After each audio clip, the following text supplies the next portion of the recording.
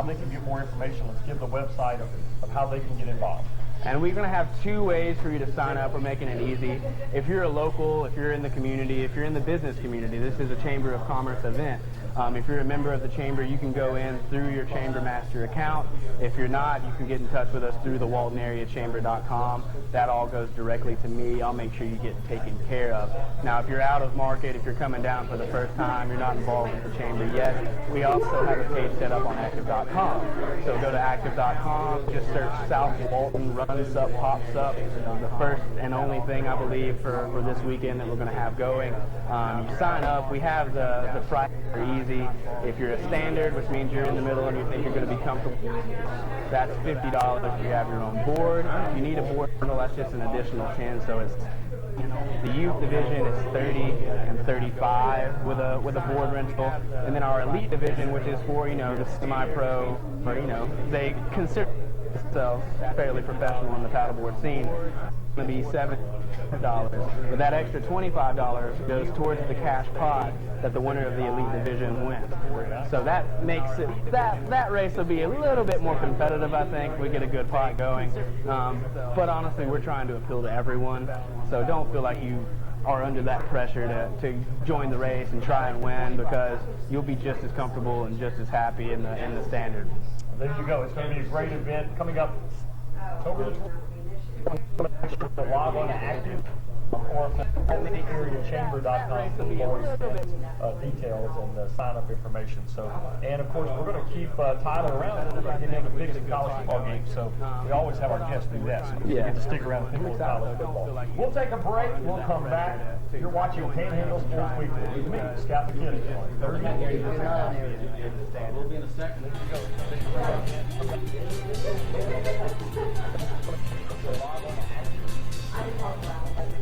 Chamber.com for more details and sign-up information. So, and of course, we're going to keep Tyler around. We're going to get him to fix the college football game. So we always have our guests do that. Stick around with me. Take a break. We'll come back. You're watching Panhandle Sports Weekly with me, Scott McKinney. All right, line on the set. Escape to 45 Central. Tucked away in Seaside's bustling Central Square, 45 Central Wine Bar offers a calm and relaxing atmosphere. Perfect for unwinding after a busy vacation day. Over 45 different wines are available by the glass, bottle, or can. Exclusive vintages are sold by the glass using Coravin wine technology. Small plates of seasonal and regional pairings are created daily by award-winning chef and owner Jim Sherwood. Open daily at 4. Check us out online for wine classes, events, and specials at www.45central.com. Everyone loves a bright and cheerful smile. Not everyone can find the dental care they need and can where anyone can receive professional quality dental care at an affordable cost. The Lecom Dental Offices in Defuniak Springs is now accepting patients. You will receive care in comfortable state-of-the-art treatment rooms. Care provided by supervised and experienced Lecom dental students. Please call the Lecom Dental Office 850-951-0200. We will be happy to see you smiling again. I'm Jimmy Thorpe, and this is the A Superior team. Nathan Davidson, General Manager, and this is our office staff. How can we keep you cool? Josh Heavily, Lead Technician. These are installers and technicians. Hey there, beach visitors and locals. You've got to join the growing crowd at Red's Fueling Station. It's a crazy good new hangout in Blue Mountain Beach. Star of the show is Red, the singing bartender. She sings and slings drinks at the same time like a one-woman show. And get dinner, too. Get great menu items like the southernmost swine pork tenderloin wrapped in bacon or the beef brisket. You can't miss Red Fueling Station, located at 2320 West County Highway 30. Behind Sally's gas station. Open from 5 Monday to Saturday. Call 850-325-0252 or visit www.redsfuel.com. And welcome back to Panhandle Sports Weekly with me, Scott McKinney on 30A TV. Well, another great week wrapping up here on the show. And, of course, next week we'll have more great guests. and insight for college football, so you want to make sure to stay tuned in next week for that. I want to thank Tyler Head from the Walton Area Chamber. That's a great event coming up next Saturday, October the 24th. Make sure you log on to waltonareachamber.com and get signed up for that. They've got a great pre-race party on Friday night before the race at Pandora's with food, drink, and great live music. They'll have a post-race party at Pandora's out in Great Beach afterwards as well. So a lot of good food and music and great food. So it's going to be a fun time. This event coming up at Great Beach State Park, a 2-mile run combined with a 2-mile paddleboard race. And it's for the beginners all the way up. So you'll want to get involved in that. And remember, if you don't have a paddleboard, you have them there for you, some of the manufacturers, so you can rent a board to participate that day, which is really cool. It gives you a chance to see if you really like paddleboarding. If you're like me, I like it. We'll stand up on the board at times, but I like it, and I think you will too. Next week, we'll be previewing some big college football games. We got some special guests who are going to be stopping by. Coming up in about 3 weeks, a very special guy will be joining us here. Was just this week in the news, retiring from the University of South Carolina as the head ball coach. Of course, Steve Spurrier is scheduled to be with us here in about 3 weeks. Hope you have a great sports weekend. Be safe out there. Get out and enjoy yourself. And if you're outside our area, make your plans to come down to South Walton and visit us as often as you can. There's always something going on 38. Have a great weekend, everybody. You've been watching Panhandle Sports Weekly with me, Scott McKinney, on 38.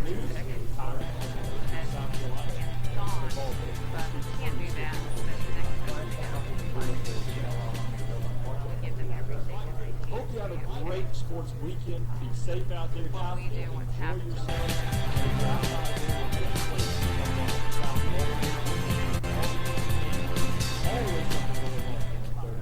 Have a great weekend, everybody. You've been watching Panhandle Sports Weekly with me, Scott McKinney, 38.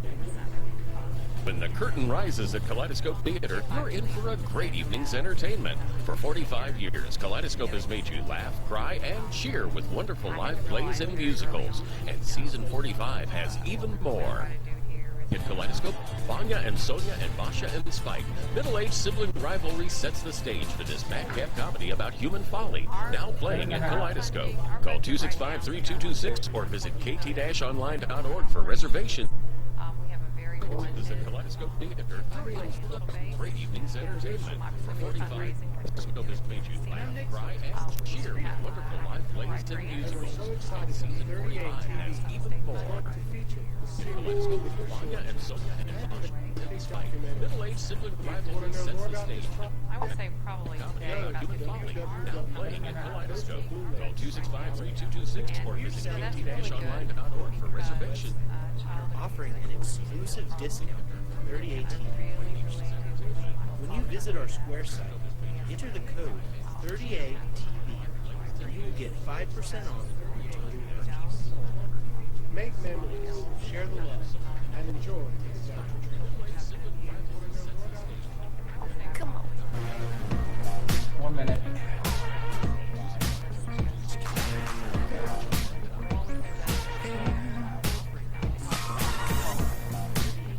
Thank you for watching our telephone season. We need you to pick up the phone right now and choose a gift of $250. Place them all county.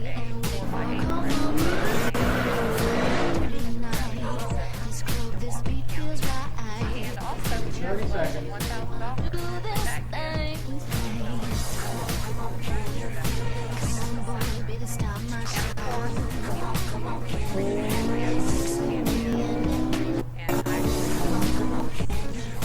Come on, girl, be the star of my show.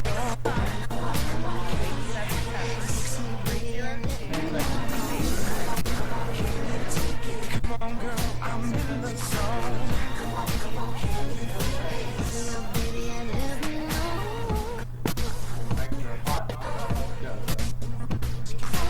Good evening, everyone. My name is Mark Mellon. Welcome to the Tonight we're going to show you some of the amazing things. We're going to learn a lot about how this wonderful organization helps children in Walton and Oklahoma County. We've just seen the tape of Mr. Hurst, who is the Chief Executive Officer of the Center, and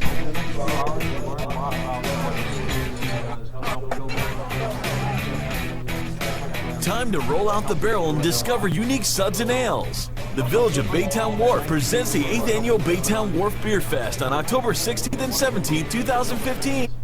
American specialties from around the nation will be available for participants to sample and savor. The main event on Saturday, October 17th will feature more than 200 domestic and international craft beers available for sampling. Your tickets now at BaytownWharfBeerFestival.com. The most important Suds and ales. Baytown Wharf presents Baytown Wharf Beer Fest on October 16th and 17th, 2015. American specialties from around the nation will be available for participants to sample and savor. The main event on Saturday, October 17th will feature more than 200 domestic and international craft beers available for sampling. Your tickets now at BaytownBeerFestival.com.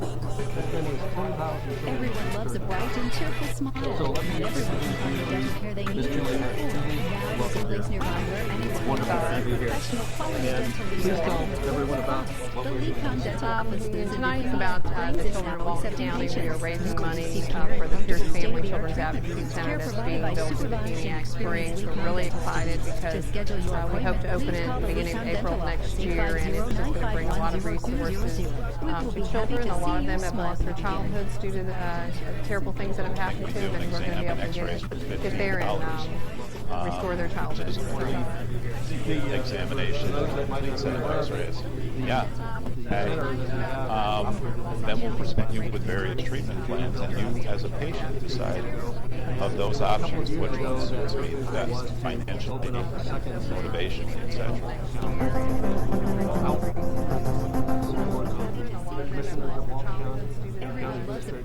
We're able to say that we are about to finish the building.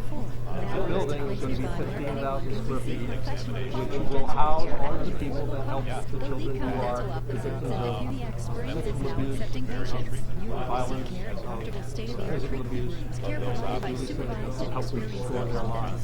So why we're coming to you tonight is to let you know that you can play an important part in helping us to achieve the vision that Julie has set out for us, that is to help so many children here in Walton County. Good morning, 38! Yay! Julie, tell us a little bit about how you got this process started. There's a group of people, and they asked me to join in to help.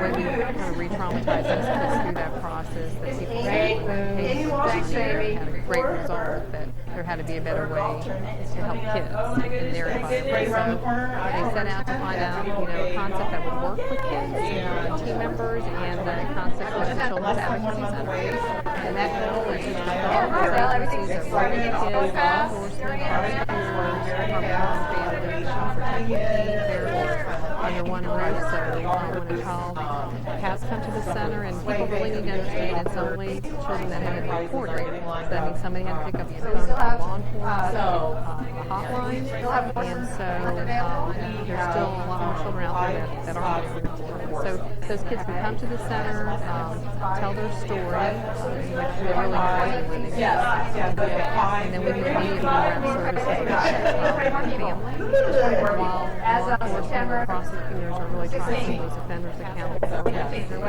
So that was the vision, and we made it happen, and we've been in Niceville for 15 years. Like we said, we've seen over 10,000 kids, and we'd love if one day we didn't have to see children, but until that day, we have to have a second center in Walton County, and so we're just really excited about making that a reality. This telethon that can happen. Yes, here's one idea. Although it definitely swings and stuff. Wall Street, it is on the front of it. But where you there? Wall Street from So we have David's hearing as entertainment. He has offered to significantly for the golfers. I was also amazed to hear you say about that. And we have our helicopter golf ball. Yeah, I know. So there we go. Okay, tell us about it. Okay, so it's wonderful folks from here at 38 are sponsoring the helicopter golf ball drop. It's our And what happens is you go online to forher.org, www.forher.org. Click on the link that says Golf Ball Drop. You'll see the 38 logo line, the 38 logo line. You can purchase a golf ball, 1 for 20 or 3 for 50. Your golf ball will be loaded into the secret. Absolutely. Whatever they do. We'll get a list of everybody who's purchased golf balls with and their assigned number. The day of the event, what happens is I get a secret list. The helicopter flies the golf balls over to Emerald Bay Golf Course, drops the balls on the driving range, and then whatever ball goes to the full day ride on the driving range. First one in gets 25% of our sales or $1,000, whichever is more. So it could be $1,000 or $1,000. So that you may not be right. We're raising money for you. The more balls we sell, the more money we raise to help local ladies that are battling breast cancer and financially. So that's our whole goal of the golf ball and the golf ball drop and for her. So today we're primarily going to talk about this, but in addition to, the 20 golf spots or 5 golf teams. I'm saying lady and I want to just come and play. You'll be well matched up with somebody else. So we have people that don't have a team. You might have one lady that's kind of waiting to see if more people sign up. Then we can put her on a team with somebody and hopefully they can. But we're playing men and women. Usually Walton County. And it's good. We have They're scrambles there for charity. They're there to have a good time. We have 2 women's teams this year, and we have a couple of mixed teams, and then men teams. So it's very good. We have 2 13-year-olds every year. They played well. They started when they were 11, and all 13 years. So we're going to be showing you some things that I think are really going to make you. 2 13-year-olds helping this great cause. Catherine, thank you for telling us about $75 this evening. Julie and I'd like to tell you a little bit about how you can help the center. Any donation that you all can give to help these kids is very, very much appreciated. But if you want to make be part of the legacy of the building in Walton County, the Pierce Family Center, you have an opportunity to buy a 4x6 brick for $250. And you can put your family name in memory of somebody or honor of somebody. For $500, you can have a 8x8 brick with the same information, just a little bit bigger. These will go on a wall of protection. Okay, well, we're talking about forever be a part of children's lives. Obviously, we're going to need a lot of furniture for the Walton County Center, so $6,000 you can sponsor a desk, and your name will be acknowledged. So there's a lot of ways you can give, and again, it doesn't matter the amount, $10, $35, but you have to remember what you're doing tonight will forever have an impact on the children that we're seeing. I made those with love. So every bra that is on, most of them look like this, yes. So they won't all be used. So every one will look different, and I made everyone. So. Think pink. You know what? It's October coming up. Let's get our big breast culture brand stuff. One thing that I wanted to say is that just recently, with the money that we have raised throughout this past year, that lady called me last week just to help pay her electric bill, so power maintenance for her dog. So we were able to pay her power bill and a little bit extra on that credit bill. She doesn't have to worry about it. She's still having treatments. And this is one of the reasons that we started the charity to bridge the gap. The charity. I feel like a charity. So, yeah, I just wanted, just to let people know that we are doing little things throughout the year, especially just once a year, whenever they call, we're there to provide. you can bring them on. Come on over here, Victoria. Let's get them. You need help, if you want to help. If you want help, you need help, you want to make a donation, sponsor for the call outing, make a monetary donation, order.org. First of all, thank you all so much for allowing us to have this here. Totally just or you can contact me. open your arms to help the Children's Advocacy Center and the kids that we're seeing. So I would ask you, how did you get involved, and what is your passion, and what does this telethon mean? This is a local. And he works locally for the ladies in this area. And one of the things Skip and I did was yes, we want to give our money nationally. Yes, we want to support us. She just said somebody to call. She's paying for her doctors so that she can stay. So that's kind of one of the most empowering things for us. This has been what, 3 years? Out of the park. We've been doing this for 3 years, and the only in Michigan has been for 15 years, and they've raised over $100,000 in Michigan. So my goal is to understand reach that before processes this and of course, we don't want to help anybody because we want there to be the but we want to help as many people as possible. So contact Amy and Even if you don't play golf, come out. I mean, that's just gotta be a hoot. Watching the golf balls drop. Just $50 for a couple of golf balls. Who knows? You can win some money. Yes. And then you can donate it back. And then absolutely, absolutely. That's what we're helping for. So. And we appreciate 38 TV sponsoring that. We're very excited to have you guys partner with us. You don't want to camera hanging out at the end of the, hanging out. You can come like a mimosa. I will be there for a while. I'm going to work that. Thank you. I appreciate it. Thank you. You will win. I'm so going to Don't you shake your head. I don't have anything to do with the golf. I don't think I'll even be in the podium, so. But I'll wish. That's all we pay. They will be paid. Forever friends. Definitely Amy, thank you. Thank you for what you do. Thank you for being here today. All right. Good morning, America. Good morning, America.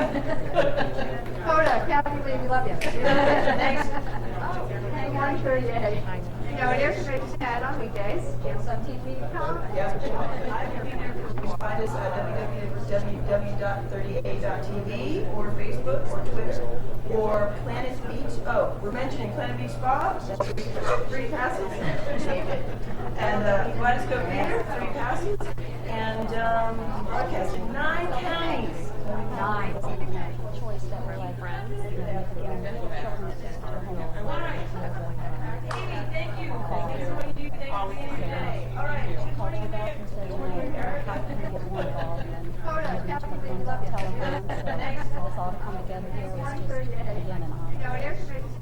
And I understand you guys want to make a pledge this evening. So when you want to make a pledge, I mean, as we left the Sunday discussed what we could do. Just doing this was a hub. So we decided that we could get $1,000. Thank you. Thank you so much. We're doing that sort of thing that you have, we can look at the brochure. And not only that, one of the things that we kind of like to do is we get followed. We would really like for people who know us, friends along 38, there's other business owners along 38. This is one of those things that this is the season too. People need to look at the end of the year and look out there and say, what do we really do to do something to the community? And this is one of those things that we really like for people to challenge people tonight. Call in here, make your donation, dig deep, work hard, because this is one of those things that we really do. Well, thank you all very much for your gift, and you all are a part of the legacy now for the children of Walton County. So on behalf of all of them, thank you all very, very much. Thank you. We'll my microphone back. We'll have Skip and Victoria back a little bit later on, but if you all want to go ahead, thank you so much, and we'll come back and talk to you. That is incredibly generous of the Lord. Wow. And so I hope not only will you make a generous contribution to the Children's Advocacy Fund, but that you make a point to come here and have dinner and enjoy yourself at Whiskey Bravo. Let me spawn over next to Julie. Julie, come on over here. He wants you to get over here. And so we're all good. We're fine. Before we go any farther, I'd like Catherine to tell you a little bit about, again, the folks at Silver Sands that are helping us put on this telethon this evening. Yeah, Silver Sands outlets at Howard Group Assignment Center, they have been absolutely phenomenal in helping us with this event tonight. They've been trying to support the Snacks Advocacy Center and vision of what Julie and the community does to help our children. And we wanted to kind of give them some time to say, hey, thank you very much for what you do. And with the holidays or after, we have a limited area. It's got some awesome places to shop. Silver Sands is definitely a place to go. There are about 110 stores. And I think anywhere from 25 to 65% savings. So definitely just thinking about it. The holidays are around the corner. And now for this day, we shop during the time of season today. Silver Sands. We really appreciate everything they do. It's been really needed, especially with John's Advocacy Center here. Thank you very much, Catherine. And as I said, please take advantage of the generosity of, let me put my microphone back on, the generosity of the folks at Silver Sands and the Howard Group. Before we go any farther, we'd like to show you two of our therapists that work at the Children's Advocacy Center. And there they are. This is Riley and Cody. Cody. Can we join you? Absolutely. Do you mind helping Let Chloe? me put that on you. And, Do they get mic'd? unless they bark, here, hey, oop. Why don't you hold it? Oh, that's right. I can. Hi, Riley. Riley and Cody. And when I say they're therapists, let me qualify it a little bit before the authorities are wondering whether we're putting canines into therapy sessions. Actually, these dogs, as cute as they are, play a very vital role in helping the children. And so we're going to tell you a little bit more about how these two fine fellas help out with the children. Well, Jackie, you joined us about a year ago. Yes. And when we interviewed you, at the end of the interview, you said, and I have a dog named Riley. He's a registered pet therapy dog, and he comes with me. Yes. And so we were very blessed to have you and him, and now we have Cody. Tell me a little bit about how the dogs really help the children that come to the center. Well, we are very blessed, and I'm very thankful to be able to bring the dogs because they help the children on a level that I think humans can't. One story I like to share, and of course names and everything have been changed for confidentiality, but there was a young lady who had been abused by a family friend, and her family brought her into therapy because she had stopped talking. She wouldn't talk to anybody.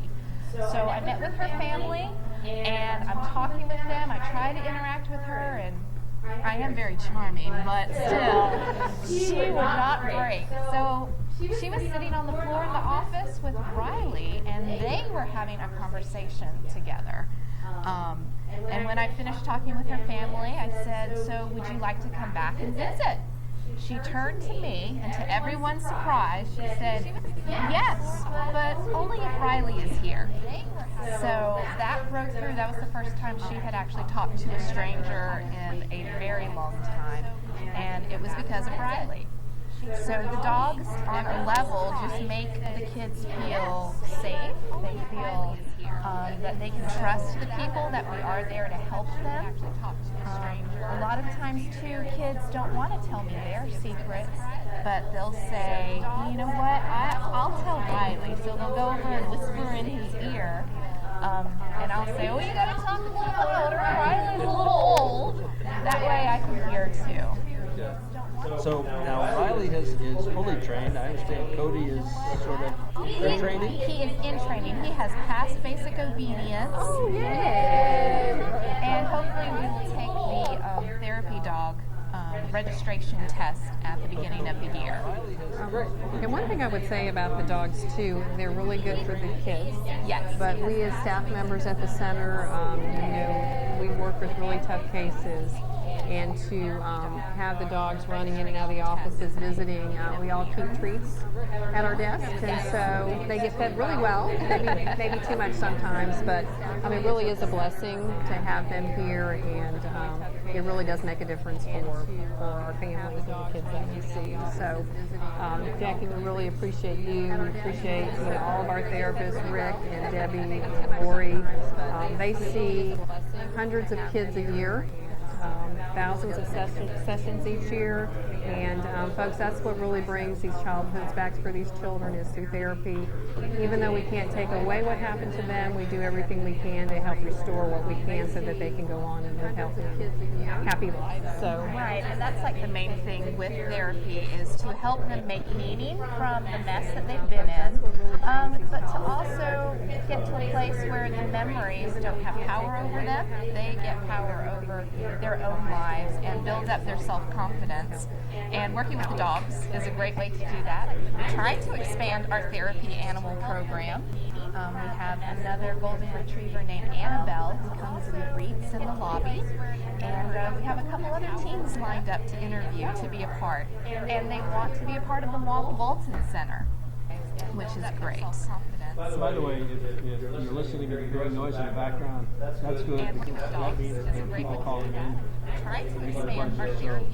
Please excuse the noise, but that's good noise as far as what people are calling in. So please feel free to call in and talk. There's one other thing I would like to mention to ask Jackie to talk about, and that is some months ago, she and one of her colleagues at the center went to, was it Orlando? Yes. Went to Orlando to a statewide conference, and she had the opportunity to train other people at other centers, similar to the Emerald Coast Children's Advocacy Center, on how to use these dogs or similar dogs to help the children that Jackie has explained.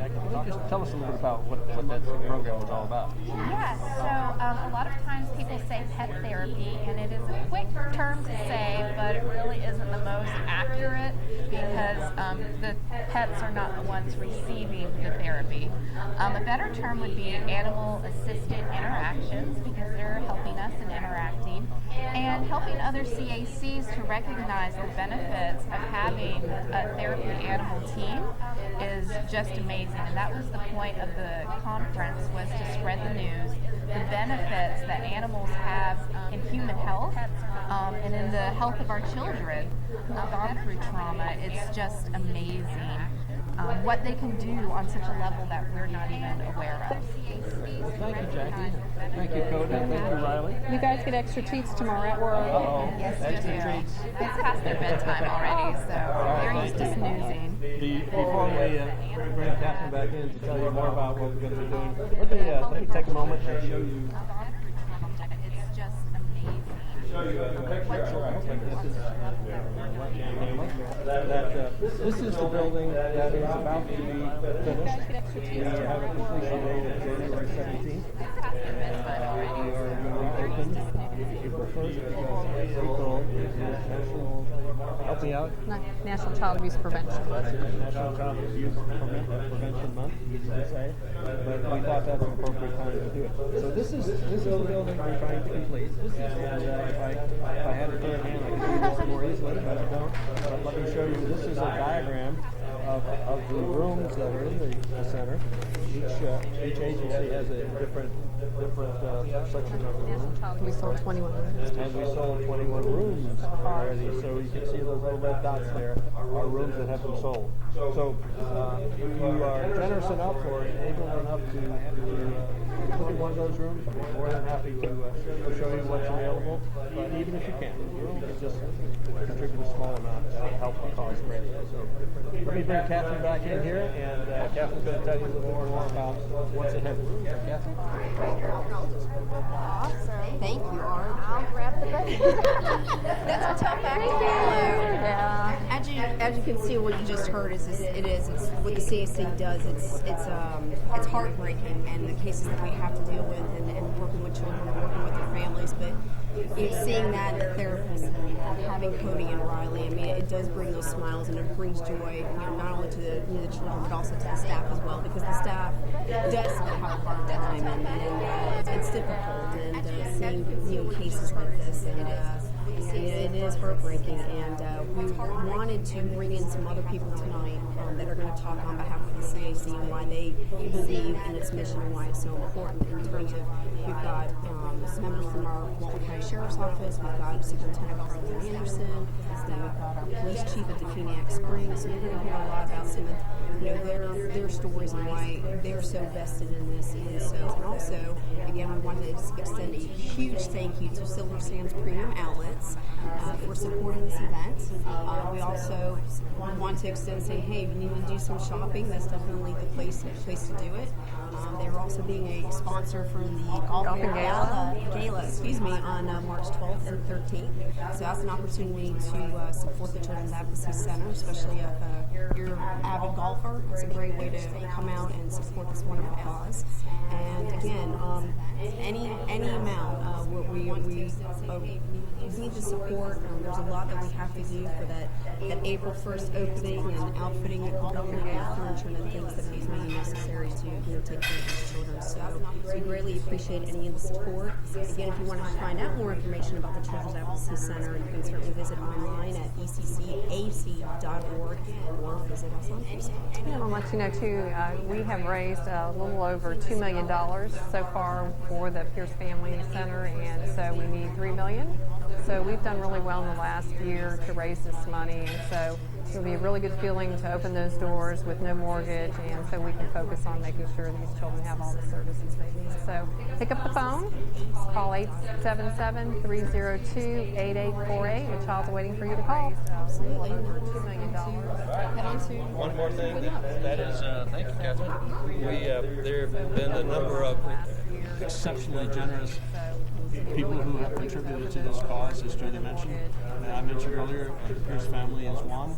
There's also another family that's been very helpful for 4 or 5 years now at least, and that is the Thompson family, Michael and Valerie Thompson. And so we are going to show you here a little bit about the Thompsons and the Pierces. Unfortunately, they are both out of town this week, but we were able to catch up with them earlier in the week and to videotape a little session with them. And so I think you're going to find, listening to what Mike and Valerie Thompson say and what the Pierces say about Children's Advocacy Center, it's a very powerful message. So, Paul, if you would, are ready to go with those tapes? Okay, Paul's going to need a minute. While we're waiting, let me show you. Not too long. One of the things that you can contribute, as Julie mentioned before, if you would like to buy a brick, this is a real brick. If you'd like to buy a brick, and as you see here, there's a name on here. This one happens to be Myra Williams. She works for Howard Group. The Howard Group, and she has purchased this as her donation to the Children's Advocacy Center. You can have a brick like this, 4x6 brick, for $250, and your name will be on it, permanently part of the center. And if I'm there's another one here. This one is a special thank you. Again, real brick. This is an 8x8 brick. This is a thank you for Jim and Tammy Pierce. We'll hear about them in just a moment. But this is for a donation of $500 you will get this. Also, in addition to getting this, we also have some T-shirts that have a Children's Advocacy Center here. Help me to show you that. And here's a T-shirt that we'll be happy to send to you in return for your donation. And we have supply of these, but we'll give these to you as we'll use as many of these as we can and then run out. But we're going to show you now the Pierce family and the first the Thompson family. And so, Paul, if you're ready with that, please go ahead. We'll be happy to send you a donation. And we have something else to do evening, Mike and Val. Thanks for coming to the telethon this evening for the Pierce Family Center. So, tell me about how y'all got involved with the Children's Advocacy. We're going to review now the Pierce family. That's 6 years. Thompson Company board members. Paul, if you're ready with that. Board, and I came and met with you. Thank you, guys. You know, you gave such a phenomenal tour. So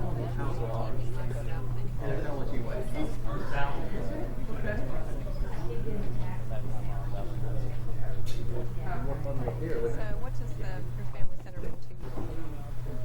thank you with Jim and Tammy Pierce. It's just a launching this. Also, Steve and Di, their contribution as well toward that.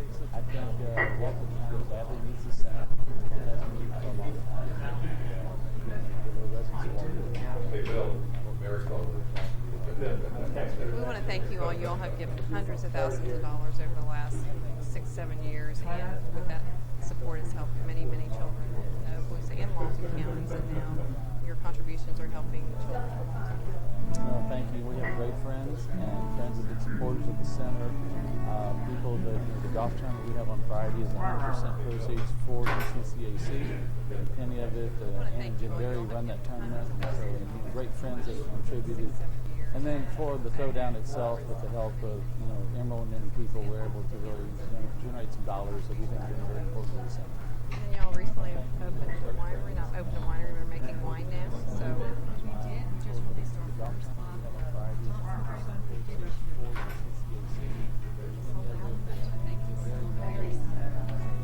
And tonight, Julie, we would like to give you this large format. This is the first one that was ever made. These are not for sale; they're only for charity. And please use it wisely. It's all for you to use for the center, and we're very honored to be able to be part of ECCAC. Well, please. And then we also we hand dipped that this afternoon. Oh, thank you. Thank you. But we really do appreciate all that both of you have done. And so, how will you all feel when the first child walks through your family center? We appreciate everything you do. Encourage everyone this evening to. But we really do appreciate all that donate. Have done a lot of good jobs. Give often is a great cause. How will you? Thank you all for being part of this legacy too. Thank you.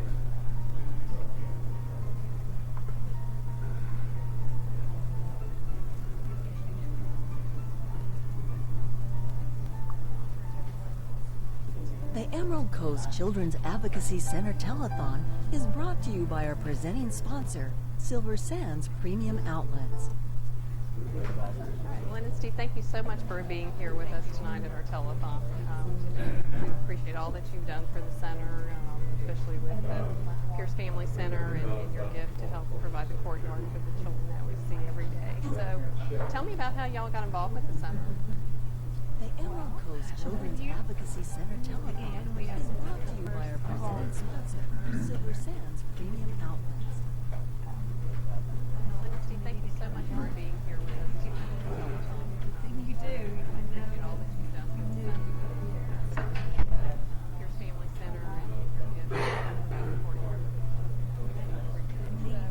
Tell me about how y'all got involved with the center. Y'all have been involved since we opened the first center in Niceville in 15 years ago. And here you all sit again helping us make sure we can provide some services to children in Walton County. And so how will you all feel when we open up the doors of Pierce Family Center? How will that make you feel? Well, it makes us feel great, of course. Helping all the kids is the main thing that we try to keep the Dugas Foundation involved with local charities. Fortunate to be in partnership with you all about that since 2000. And with your leadership and your team, you've really shown magnificent upward trend for the center. Well, y'all are part of the lifelong legacy for these kids. I think we're not short on time. 287 children in Walton County last year, and I know we get the new center, then we're going to get the those two are running together for me. Sorry about that. affect the lives of children for years to come. So thank you all very much for your gift. And Thank you for what you all do and for what everybody in the community can do to be involved. And we also encourage everyone here tonight to please give generously. No amount is too small. Thank you all very much for coming this evening. Thank you all very much for your gift.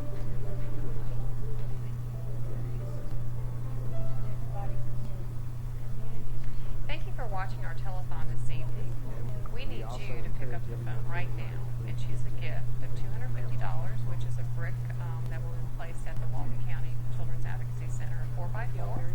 Or if you choose for $500, a 4x8 brick with your name again displayed at the Children's Advocacy Center in Walton County. And also, we do have a level of $1,000, and with that gift, you will be acknowledged on one of the pieces of furniture that will be placed at the center. And of course, we really appreciate any gift that you can give, and I assure you that the children receive every day. Thank you. Or if you choose, so pick up the phone and call 877-302-8848. And also, well, welcome Tammy and Jim to the telethon this evening. We really appreciate y'all being here, and obviously very much appreciate what you've done for the children of Walton County, and we're able to go to Pierce Family Children's Advocacy Center. So Jim, can you tell us why you got involved with the Children's Advocacy Center? Julie, as you know, my wife Tammy and I are passionate about helping you and your team help the kids. You know, every day in America there are 5 children, 5, who die of abuse. That's outrageous. Here in Walton County, there are hundreds of children every year who are abused and who need help. Julie, as you know, the people of Walton County, many of us are so blessed. We've worked hard in our life, and maybe God's helped us along the way. And we're really here tonight to ask you to help Julie and her team help these children. Here in Walton County, there are hundreds. I know firsthand what it means to be abused as a child. And help us, you feel. Because the people you look to feed you, to clothe you, to mentor you, to love you, are the ones who are abusing you or look the other way when you're abused. And it's Julie and her team of professionals, of doctors, of nurses, of psychiatrists, the people who are trained to help these children. They need your help. They can't do it without you. This is a community. We all need to help Julie and her team. The people you look to feed you. Tammy and I would like you to do 2 things tonight. First, hug children. Children need to be hugged. They need to be loved. Please. First of all, love your children. Second of all, if you can, they need your help. $1, $5, $10, or more if you can afford it. Every dollar helps. Just remember, I would like you to do 2 things who need our help. First, please help children. Children need to be hugged. They need to be loved. Thank you. First of all, love your children. Second of all,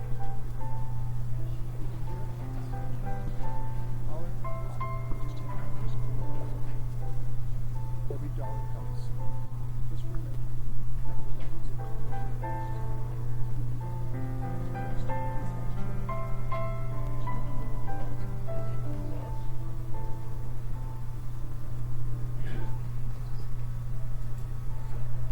thank you for watching our telethon this evening.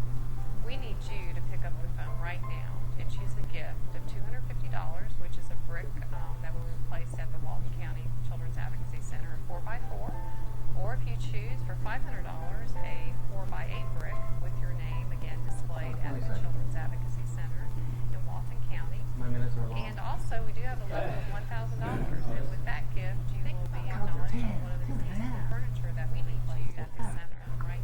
And of course, we really appreciate any gift that you can give, and I assure you that the children receive each one every day. Or if you choose for $5, so pick up the phone and call 877-302-8848. And also, Okay, we're coming in. with that gift, 3, 2, 1, go. Good evening. Thank you for visiting us here tonight.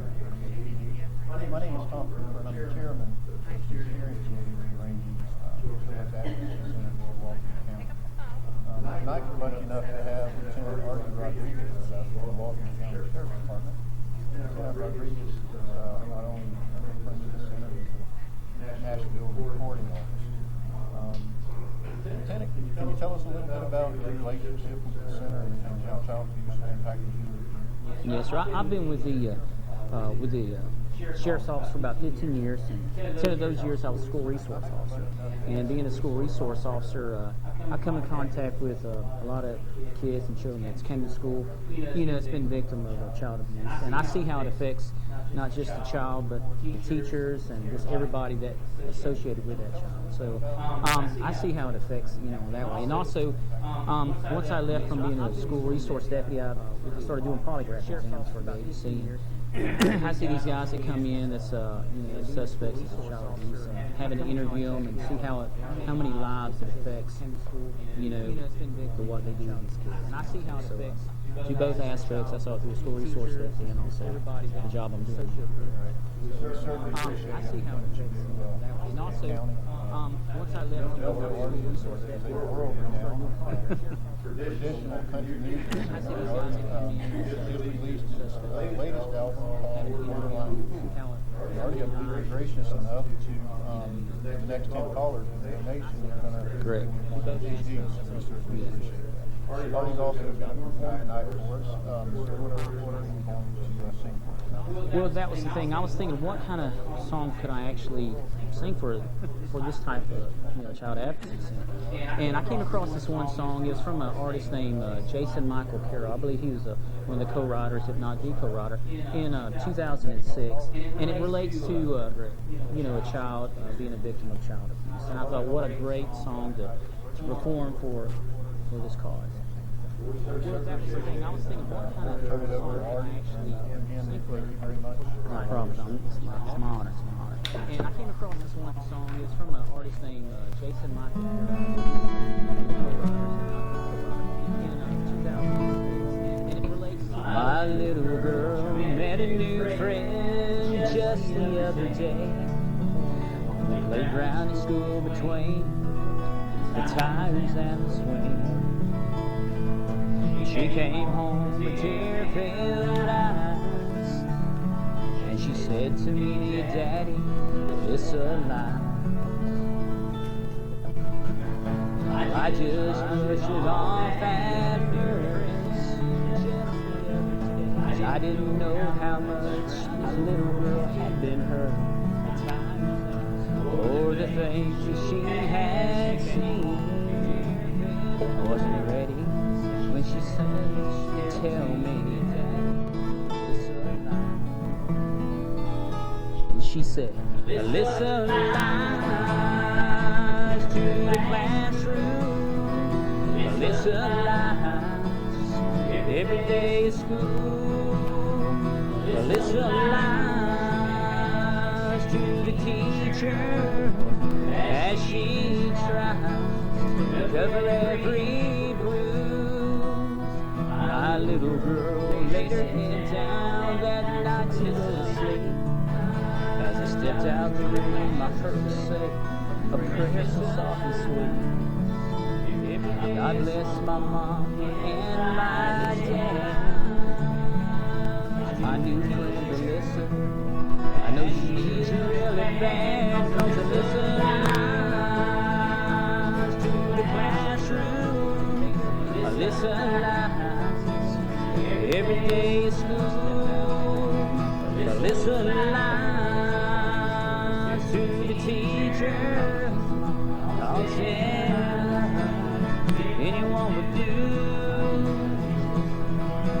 I had the worst night of sleep in years as I tried to find a way out of this. I knew exactly what I had to do. As we got to school one day, I heard the news. My little girl asked me why everybody looks so sad. My lump in my throat grew bigger every question she asked. As a tear fell down my cheek, I told her that Alyssa wouldn't be in school today. My little girl asked me why she doesn't lie in the classroom. She doesn't lie anymore at school. This life with Jesus, 'cause there's nothing anyone would do.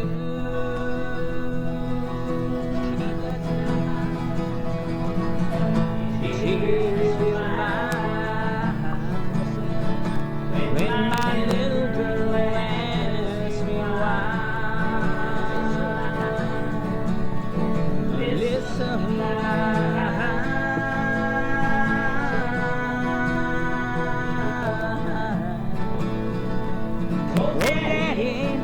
Daddy, tell me why.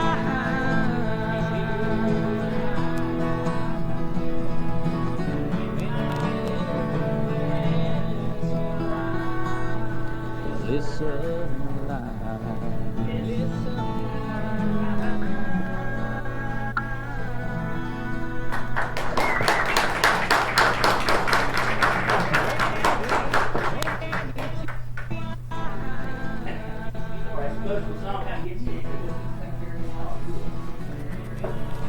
I'm running a commercial for Silver Sands right now. That's what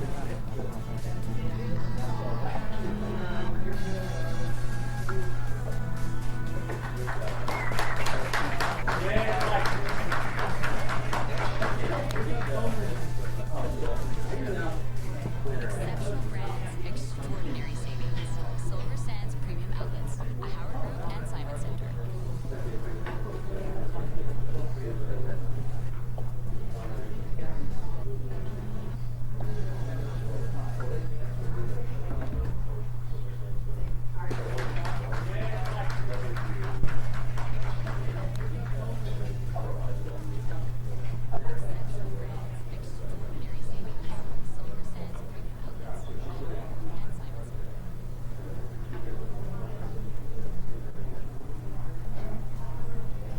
The Emerald Coast Children's Advocacy Center Telethon is brought to you by our presenting sponsor, Silver Sands Premium Outlets.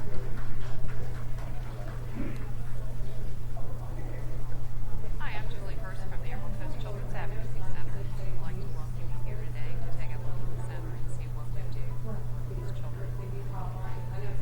First, what people need to know is we only see reported cases. The Emerald Coast Children's Advocacy Center Telethon is brought to you by our presenting sponsor, Silver Sands. Hi, I'm Julie Hurst from the Emerald Coast Children's Advocacy Center. I'd like to welcome you here today to take a look at the center and see what we do. Hi, I'm Julie Hurst from the Emerald Coast Children's Advocacy Center. First, what people need to know is we only see reported cases of abuse, which means last year we saw 687 children, so nearly 2/3 more out there getting us. So, without the support of the community, we wouldn't be able to do what we do. Hi, I'm Julie Hurst from the Emerald Coast. And unfortunately, the types of abuse that we see are the most serious. We see sexual abuse cases. Okay, you guys ready to come back? Drug endangered kids, severe neglected children. So every day it's a battle to make sure we do have the resources we need for them. Okay, we're back. We've been open 15 years. Well, we are back, and I'm sure people just have been watching. Since that time, about 10,000 children have come to us. And people may wonder, what do we do? Once a child has been identified as a victim of abuse and been reported, the children have to go someplace safe to tell their story. Along with that, we need to make sure we have services for those children. We have therapy, resources for them, and then also making sure that those children do have access to mental health services. Beyond that, and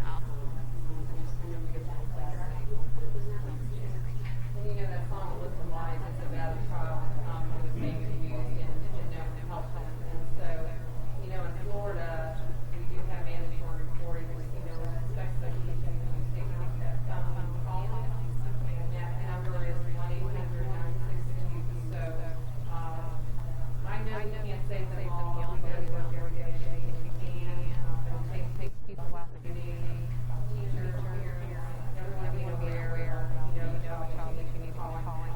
So the money we're raising here tonight is to help children like Alyssa being abused, and you can do it in a number of ways. Any gift is so appreciated, no matter what the amount. Brooks, but you could give $500 to be part of the legacy for these children in Walton County. Obviously, we need furniture. But again, any gift that you do receive helps us restore those lives of those kids that need it. So, I'm telling you folks, you're counting on you to make those calls to us. So please pick up the phone and call 877-302-8884.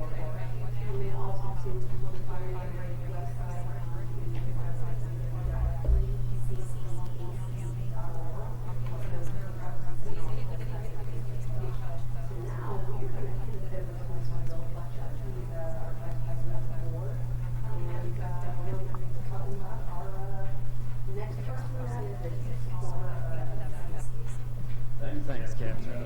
Folks, we got unlimited bricks on the Kennedy CD already available, so I encourage you to get on the phone and call in. We've got a tremendous number of people that we're trying to thank tonight, and hopefully we can get any of them. County Commissioner, Sheriff Atkinson, so many volunteers over the past couple of years that made this happen. One guy we want to give the mayor of Phoenix, for instance, Bob Camp. He couldn't be here tonight. His birthday. Wish him happy birthday. Mayor did take a message on the Assembly that he's going to share with you his thoughts, his hopes for this center. He's a huge supporter. As a county mayor, he helped a lot of us with initial resistance. They help people understand what we're trying to do. So, thank you, Mayor.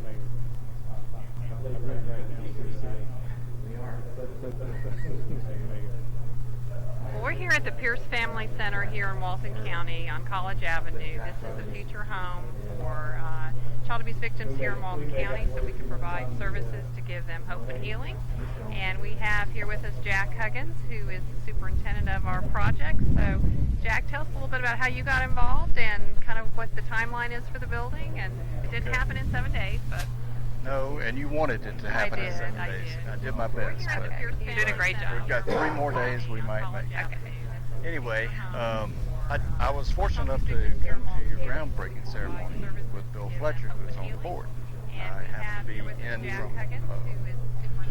from traveling, and he said, why don't you go to this groundbreaking? And so as I was here, I met Terry, and I met you, and you were looking for a superintendent to handle this job. So the rest is kind of history, as they say.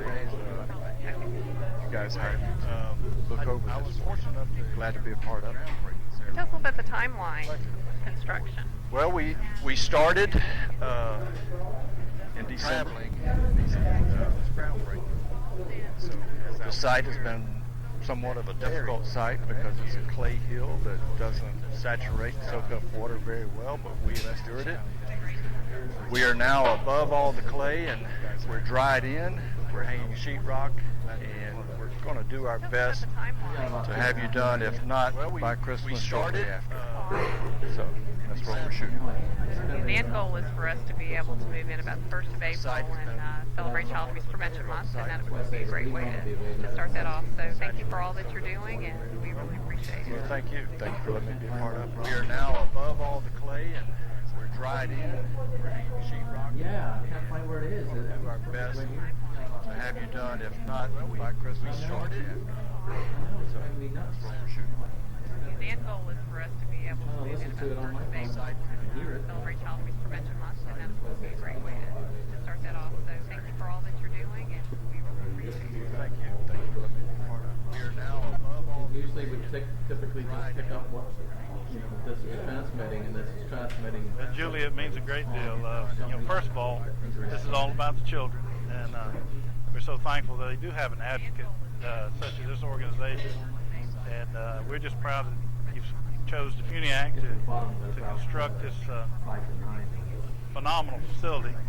And but anyway, I'm just really grateful for your CAC leadership, your employees, your staff, and especially the volunteers that help make this happen. And obviously we're real grateful for those who've been contributors to help sponsor this not only the construction but the ongoing operation of this facility. And so we want to especially thank those that continue to be really grateful. Those who contribute to this cause. This is not just an organization in my mind. This is a ministry, because Jesus said, as you've done unto the least of these, my brethren, you've done unto me. And he also says the things such as using the children as an example of the kingdom of God. And so this is something that really touches the heart of God, and so it touches the heart of myself and many of the citizens in our community. And so, being that you are part of the City of Defeating Act, we're committed to provide safety, and we're committed to assist in any way we can to help keep a safe, clean facility for streets here and all the things that go apart about being in the city. But most of all, I want to thank you guys for choosing our city and building such a wonderful facility in the neighborhood I grew up in. And so it's a real personal thing as well for me. Obviously, we'd love for the parents to be responsible and that type of thing. This is the very next best thing to a good, responsible parent is having CAC step in and take the lead role on these children, because the neighborhood I grew up in, it's just awesome. And I know you guys have started in other counties before and had to start small and work your way up. My God, this is this is nothing small. You need to take a look from the backside. Step in and take the lead role on these children. An updated tour here in a minute, but it means a great deal. And so not just to myself, but to the entire community. Started in other counties before and had to small and work your way down. All right, guys, we're back here and take a look from the backside. 3, 2, 1, go. We're back in updated tour here in a minute. It means a great deal. And so not just to myself, but to the entire community. Started in other counties.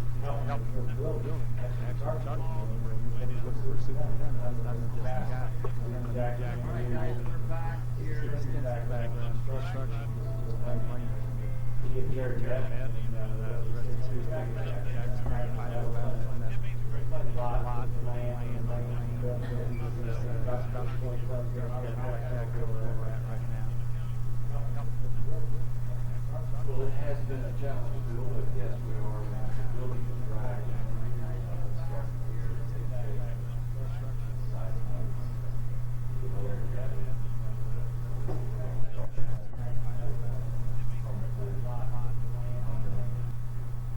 sheetrock is will be texturing this weekend.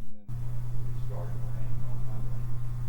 Hi, I'm Julie Hurst with the Children's Advocacy Center. We'd like to invite you to join us for our telethon on November 19th to help raise money for the Pierce Family Children's Advocacy Center in Walton County. So if you'd like to join us, please visit our website at eccac.org, or you can give us a call at 833-9237. Thank you.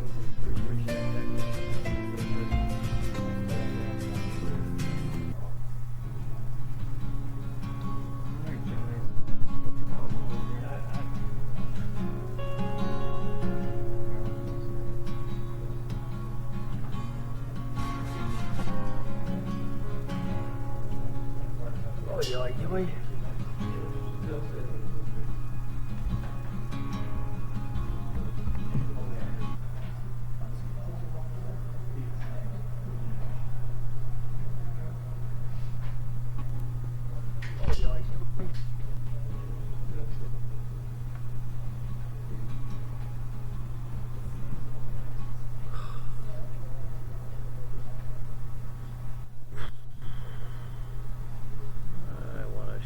Things right now. How about that?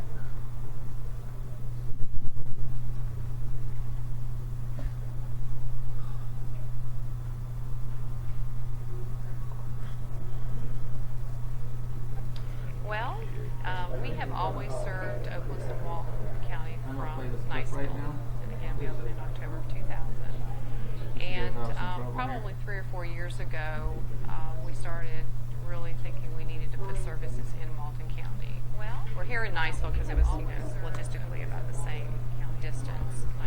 And so we got a group of people together and decided, let's open a small office and see where it goes from there, and if it is feasible to do that. And so we opened a small office 3 years ago. We were on Highway 90, and we started providing therapy and some case management services through that office. In the meantime, I was very fortunate to meet Sheriff Atkinson, and he came and took a tour of the Niceville Center, and really believed in what we were trying to do here, and we had some, really frank discussions and decided wouldn't be great if it is needed to do a center like we have here in Niceville, in Walton County, to be able to provide all the services for kids that are needed. Again, from the medical to the interview to the therapy, in 5 minutes. To the rest of these offenders to convictions.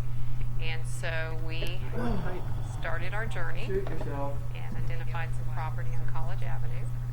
The Board of County Commissioners leased us the property for $1 a year for 99 years, which is a long time. I'm hoping Abuse will be finished. Okay, we're back in about 2 minutes.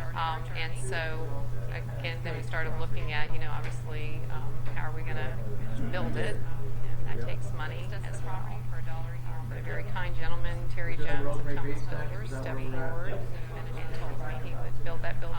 And so, at no cost as far as starting to be, just quite a significant donation. In addition to that, his wife is leading the entire interior design. We'll hear from him to create a child-friendly. And so we hope that'll be finished as far as constructionally end of January, and then with all we have to do with the interior, we hope to open at the beginning of April to kick off child abuse prevention. So it's going to be a really sad day when that first child has to come through the door, but it's going to make a difference for those kids. I remember building up in the center when we had the first child. We have SAD, but our end goal is to help restore to happy childhoods. Put the bad people away so we don't, maybe in the end, they don't have to, so many children won't have to be abused. But it's going to make a difference for those kids. I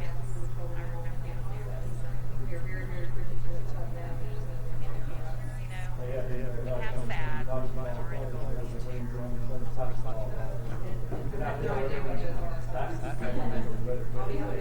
should be a lot of time. Away so we don't, maybe in the end, Thank you. Well, we appreciate everybody tuning in, and those that are just now tuning in. Fundraising for the Children's Advocacy Center, and for more information, go to eccac.org.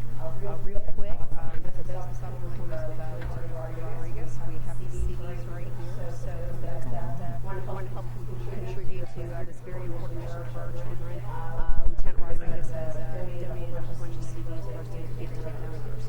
Also, too, we wanted to extend a thank you to Silver Sands Premium Outlets. They have been very generous with the CAC and helping to support this telethon. And also, they are sponsoring a gala, and it's called Golf Gala March 12th and 13th. And if you do donate, call in and donate to help support the CAC. Silver Sands is securing 2 gala tickets, 2 exclusive pre-parade tickets, as well as a $50 gift card.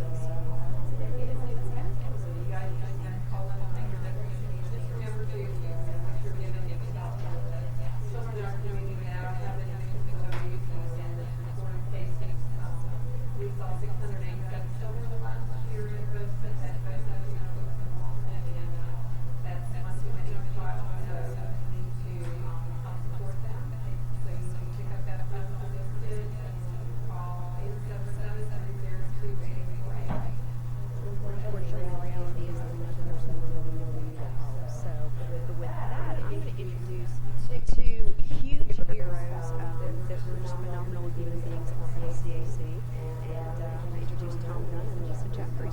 about what they do.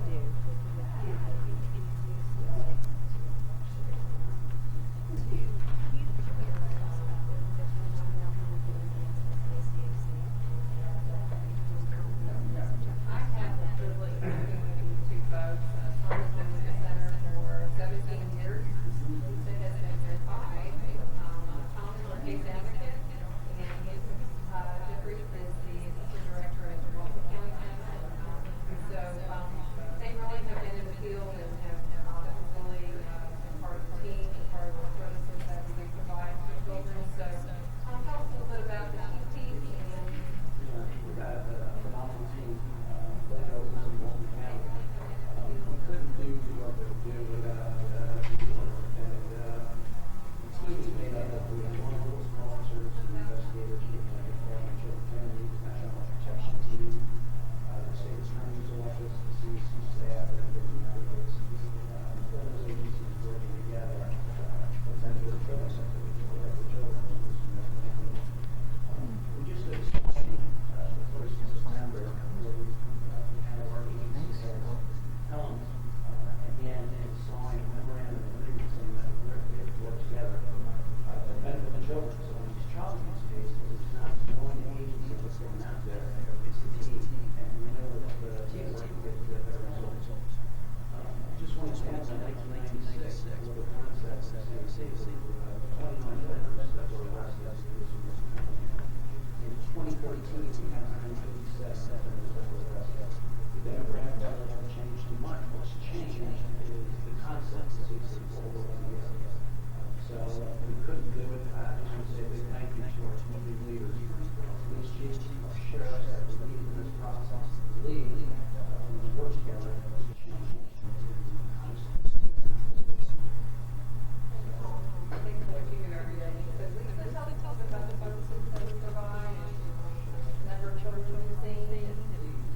Well, last year we saw a little over, well, combined from 2010 to currently a little over 500 just in Warren County. And we recognize that in the numbers it was at a 55% increase just in the years that we've been there since 2013 and opening up the satellite office. So we have seen an increase not only in referrals, but in people that have been stopping by that need our assistance. And it's been amazing the amount of people that we have helped and assisted through this. And basically what we do as the victim advocates and the center itself is we assist families through the whole process. It's a very difficult process for them, and we recognize that they might not recall everything that's happening. So we try to organize everything for them. We meet them. Basically what we do as victim advocates and the center itself is show them the families through the whole process. It's a very difficult process to follow them through the whole entire process. And sometimes we even end up in court assisting them. And it's been a very rewarding mission. But one of the things I wanted to do was, if you don't mind, I would love to read this because this was a letter that was just written to us. And it was a child that was completing her last day of therapy. And it says, my last therapy treatment I've had a rough time when I first came here, but it worked out for me. I was a victim of sexual abuse since the age of 10 by my father. I'm now 15, and I'm better than ever. I'm proud I stuck with this. I'm more happy about myself. I'm more in touch with my mother, a better relationship. Never give up on yourself.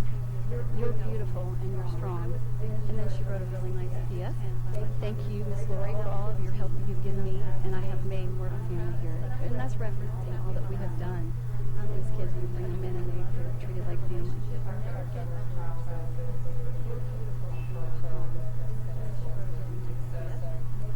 Folks out there and there are many children alike to call and help them. Walton County Center built, so they have full array of services here in Walton County. For those of you who know, we've always served over in Walton County from the Niceville Center. It goes to over 2,000. In 2012, we decided to build a small center in Walton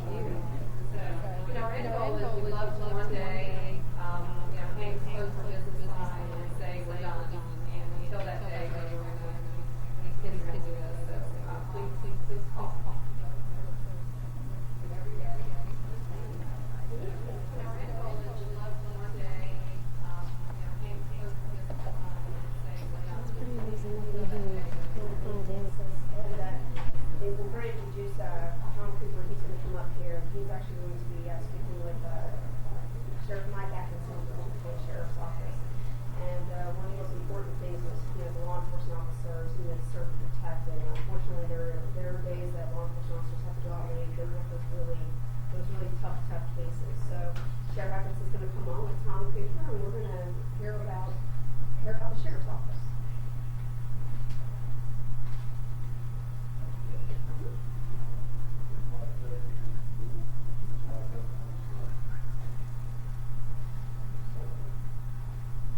Again, I'm Tom Cooper, the chairman of the steering committee for the Walton County Center. Tonight, we're lucky enough to have the chief law enforcement officer in the county, Sheriff Mike Atkinson, talk to us a little bit about how he come to be involved with the center, and he's got a unique story. The sheriff actually brought me in. I told him at the groundbreaking, I said, he come to me and said, hey, I got this little project, and here we are today. So, Sheriff, I thank you for that, and tell us a little bit about how you come into the center. Well, first I want to say that the important thing was to find somebody who really knows how to do it.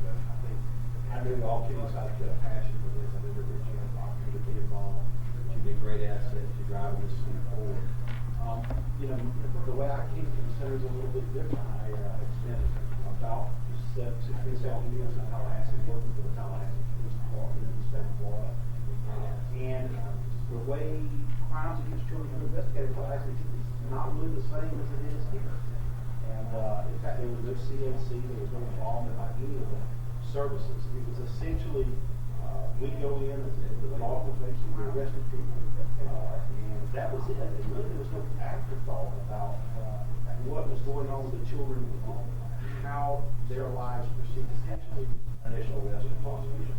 When you have a limited view sometimes, you think that's the best way to do business. And I don't think we always try to do a strive and run. I can remember, I think when I first met Tom Dunn, I was not a fan of the children's advocacy.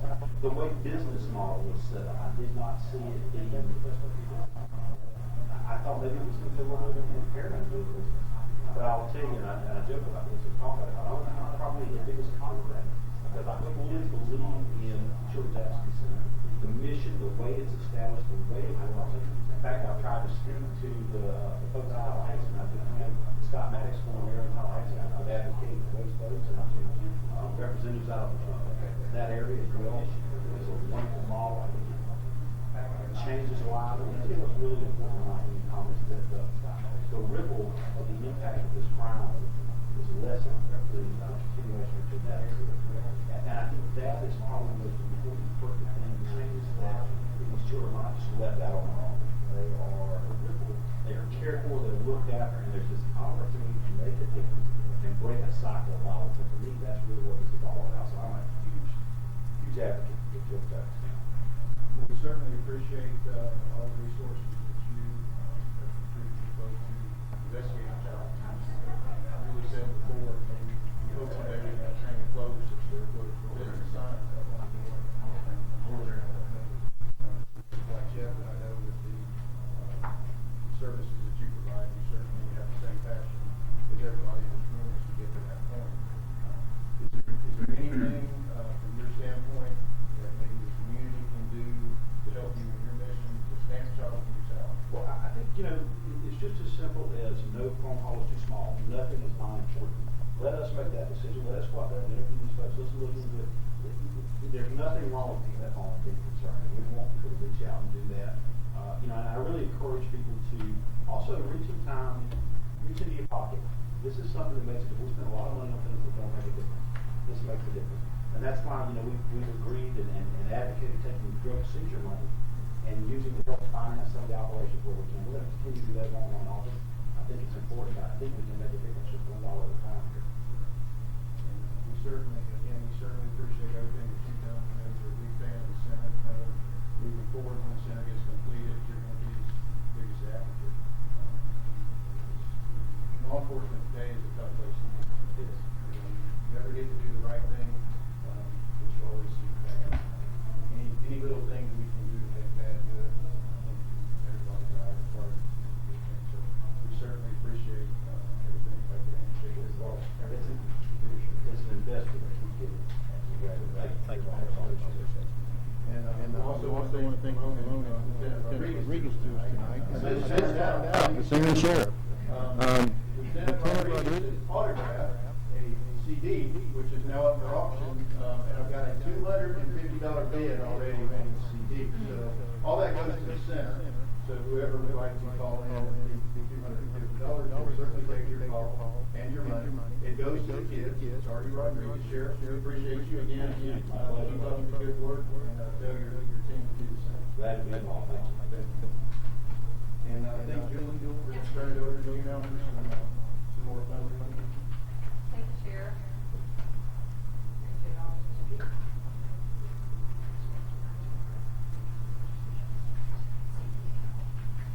Well, you all are hearing from a lot of people about how they're helping and how they're a part of making a difference for these children. And the other part of that is making sure we hold offenders accountable, and our law enforcement and prosecutors make that happen. So what that does, it keeps our streets safe, but it keeps children safer too.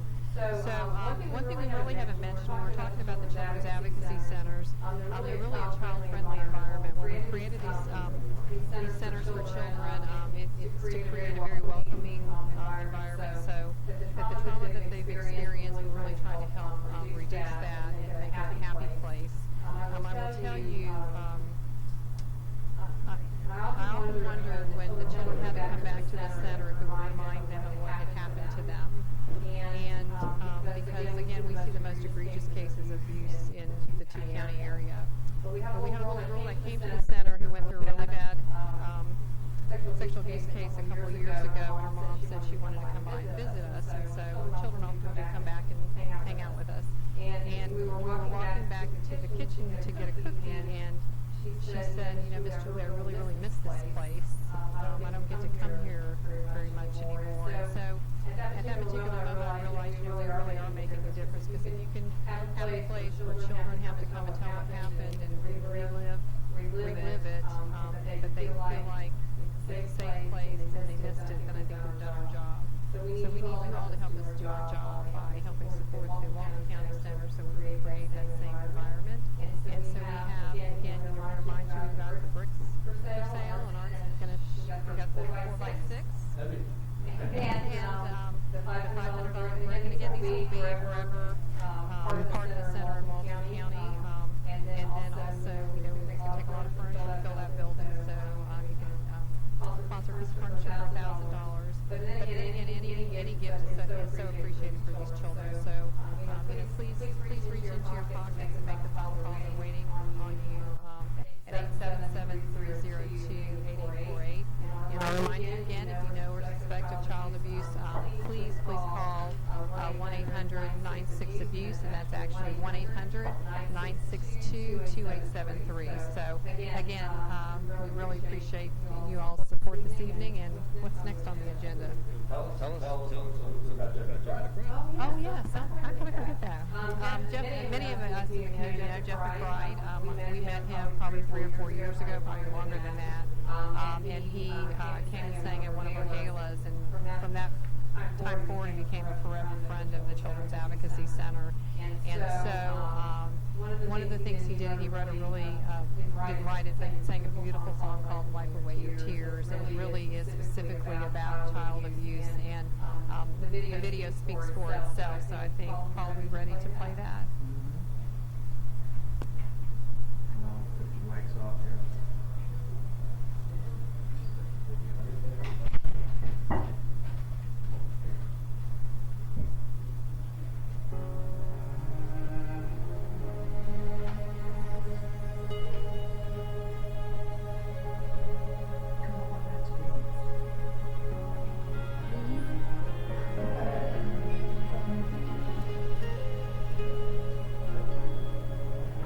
Technical things. Play back. Hearts are heavy, truly broken. There are no words to be spoken. For our ranks have been broken once again. We got about 5. There's a message filled with hope. Just hang on to that rope. Love will pull us up to safe and higher land. I will calm all your fears through the winters of storms and the blizzards of your life. Let me hold you in my arms to protect you from all harm. I am here to wipe away your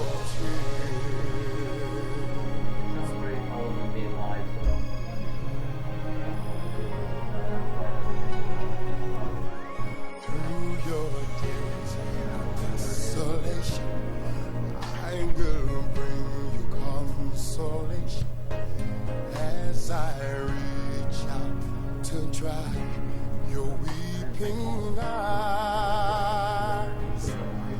Never stop, keep believing in the love you're receiving.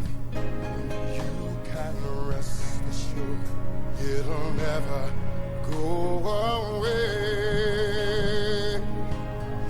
I will calm all your fears through the winters of your years, through the storms and the blizzards of your life. Let me hold you in my arms to protect you from all harm.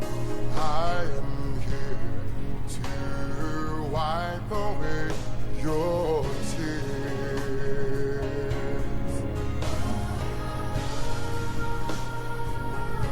Yeah.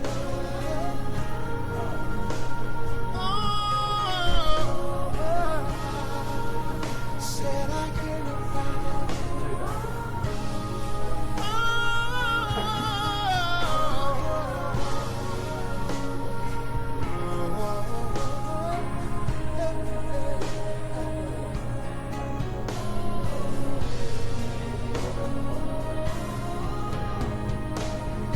let me hold you in my arms. I will wipe away all your tears.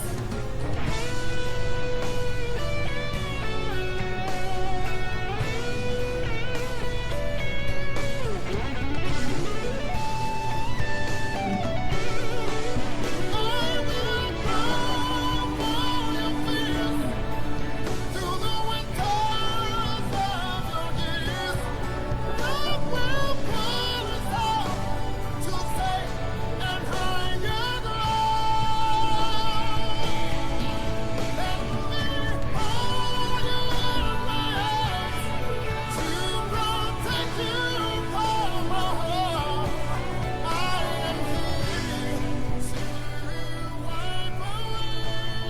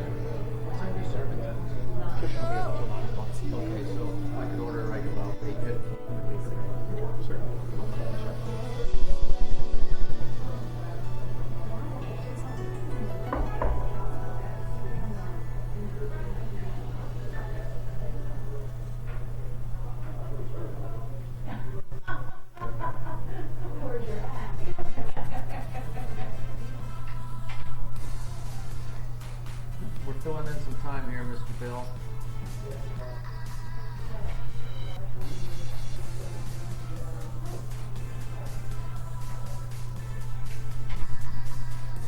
We got 40 seconds after this one, Julie. Exceptional brands, extraordinary savings. Silver Sands Premium Outlets, a Howard Group and Simon Center. station identification.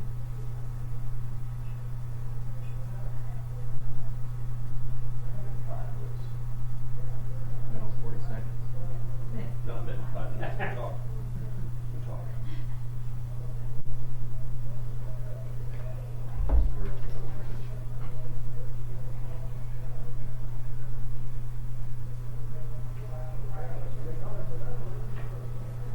Okay, we're coming back. Mics are hot, and you are live right now. Folks, we're back live, and appreciate you staying with us. And again, this is a very serious cause we have here. You need to reach down, buy some bricks, and you can contribute. We appreciate it, and it certainly goes to the cause. It's a real honor, really, to introduce the guest next to me now. This is the President and Vice President of Kiwanis Freeport South Wall, Bill Whitney, and Mark Pitts. I think I first met them about 5 years ago through my wife. And I promised to get eaten someday. She cracks the whip in the Kiwanis Club. She's just a driving force behind what we do to raise money for all the kids in this county. And I'm going to let her tell you more about it. I don't want to make the fact known that it was new to me. Just heard it a couple of years ago. We see the kids in Walton County still in poverty. And that's who we need to help. And with that, I'm going to turn it over to Rhonda and let her give a little history of how we got where we're at. Thank you, Bill. I just want to say thank you for allowing us to be a part of this telethon. I personally have been involved with the center since the very beginning, since Niceville, and felt like we need a center in Walton County, and I'm so excited to see that come to fruition. You served on the board. I did, and so every time they kick you off, but I didn't go away, so I'm just very supportive of the efforts of the center. In 2005, I moved to the Freeport area down Destin, and they did not have a service club at that time, and having been active in the Kiwanis Club of Destin, I thought it was time we got one started. So we did, and the Kiwanis Club of Freeport was born, and then a few years later we decided we need to be the Kiwanis Club of South Walton because we gave some support to the south side. And so we did that. We've always been strong supporters of the Children's Baptist Center. We're excited to be sponsor of the room at the center. And it is a small club, but a mighty club, and we do a lot of great things. So far we have donated over $70,000 back to the small club in 7 years. It's like a personal test. People do a lot of work. That I want to ask you about some of the relationships that you present children. Oh, sure, Bill. I'm happy to tell you all about it. One of our favorite organizations that we support is the Children's Advocacy Center. We do a number of fundraising projects to raise money for such working programs. One of the things we're doing right now is having a pecan sale. We have impression and pecans just came in from 3 Streets Pecans in Fort Deposit, Alabama. You can buy them at Trustmark Bank locations in Shreveport, other place. You can talk to Bill Fletcher, who will definitely be able to fill your every pecan need. They're excellent quality and they're good for it too. So this is our third year. It grows every year. Helps to us. So encourage you about that. How President really used around the meals. Well, they're great. The other thing we do for fundraising is a flag program, and if you've ever traveled along Highway 331 down to Highway 98, you'll see about 5,000 flags that Bill Fletcher has personally put up on the spring. We do have a lot of fun with Kiwanis. We raise funds for the kids, and we also sponsor our citizenship centers. Every month we have 12 children from local elementary and middle schools come to our club meeting, and we give them medallions or trophies honoring their good citizenship. And it's our most fun meeting of the month. I get to present them awards. Because my heart wants to light up, and they are honored, and we get a chance to be recognized. Thank you, Bill. Folks, we can always use new members. Encourage you to think about that. But tonight site, we want you to concentrate on the Children's Advocacy Center. Buy a brick or two. Any amount of money, you buy a brick. We'll take any donation you can give us. It's for a great cause, and we thank you. Bill, I'd like to also say that I have two pledges here. I have a pledge of $1,000 for the Kiwanis Club of Destin, and another $1,000 pledge for the Kiwanis Club of South Lawn. That would be us. That would be us. That's a lot for Cons. Thank you. Thank you very much. We appreciate all the support and enjoy working with you. Good. Thank you so much. Thanks for all your support. Yeah, absolutely. Okay, I'm going to leave it. Hey, Rodriguez, back and again, we wanted to just reach out to all of you who may be watching tonight on the Children's Advocacy Center. You know, there's a couple different ways that we can donate. One of the things is if you're interested, Julie Hurst does give a tour. So if you're wanting a nice meal, Julie would be more than happy to kind of show the building, show the inside of what happens on a day-to-day basis, and you meet the people that you work with, these children that we are really trying to help. But again, any amount, there's so many things that we need, even like on a daily basis. Sometimes we have a situation where children will need. When you move over a little bit, I'm sorry. Want to be seen? I got a lot to say. But that every day, the children that we help, there's things that we need, whether it's basic items, diapers, clothing, and any amount of more than appreciated. And even kids are going to go in the kitchen and bake cookies. So if you visit the website, www.eccac.org,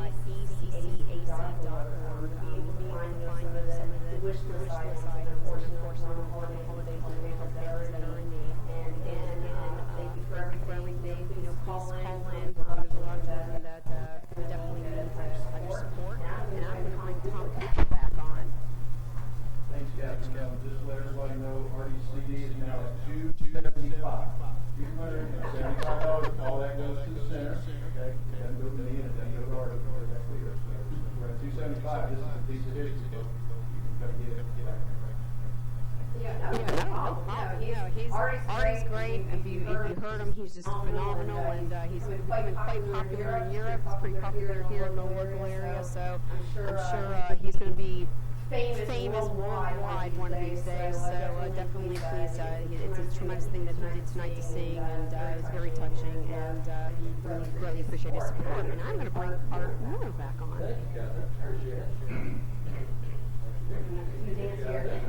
Okay, great. Well, I hope that you're finding this to be a very interesting story that you're telling about the Children's Advocacy Center. It's something that I knew very little about 4 or 5 years ago, and all of a sudden, this whole new world opened up, and that is that there are people like Julie and her team that help so many hundreds of children that change lives.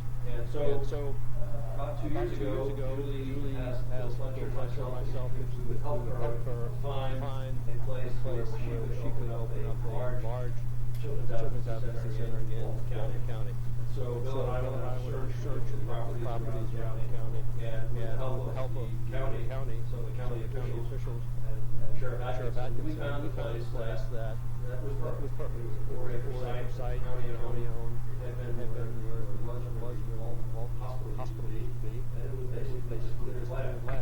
And we managed to talk to the county about it, and they said, sure, perfect for that. And so it really is actually a win-win situation. Happy to have Julie and the team in there. And so we began the process of trying to put a team together that would build the building and make this dream of hers come true. And I will tell you that Julie mindset on something, there's no stopping her. At first she said that she wanted to do the building, and she wanted us to build it in 7 days. A little bit of biblical art there, but well, depends on how long the day is. So we are now in about the 13th month, I think, building. And what I want to do is introduce you to the man that has made this happen. And that is a gentleman by the name of Terry Jones, who is making this a reality. And every time I see the building, I look at it and go, wow. Last year, and now it's going to be ready Sarah, thank you very much for doing great here. Put that out there. All right. Now, Terry is president of Compass Builders here in here in South Walton, and he has done a lot of very beautiful homes. He built a pool for our homeowners association a couple of years ago, and that's when I had the pleasure of first meeting him. And quite by coincidence, I ran into Terry through the Children's Advocacy Center. Oh, I know this man. He's an incredible man. And so the building that is now going up is really thanks to this man and, of course, the architect, Alan McGinnis. Terry, tell us a little bit about your role in putting this building together and where we are in the whole process. Well, when we started off, I met Julie in VIA meeting in Fort Walton, and I told her she was talking about building the building, and I told her I wanted to be a part of it. So we kind of grew from there, and we were able to pair up to do what she wanted to do. So we put together a team to build it. Jack Huggins, superintendent on site, and so we started. I think we actually started somewhere what I remember, and we'll complete the project by the end of January, and right now we're starting next week. We'll start painting. We'll start putting up trim. So it'll go really quick. This is a great facility. I think when it's done, it will be good for the community. Oh, absolutely. And I'm going to have Terry tell you all a little bit about what this building is all about. It's really quite amazing, and it's unlike any building you've ever seen before.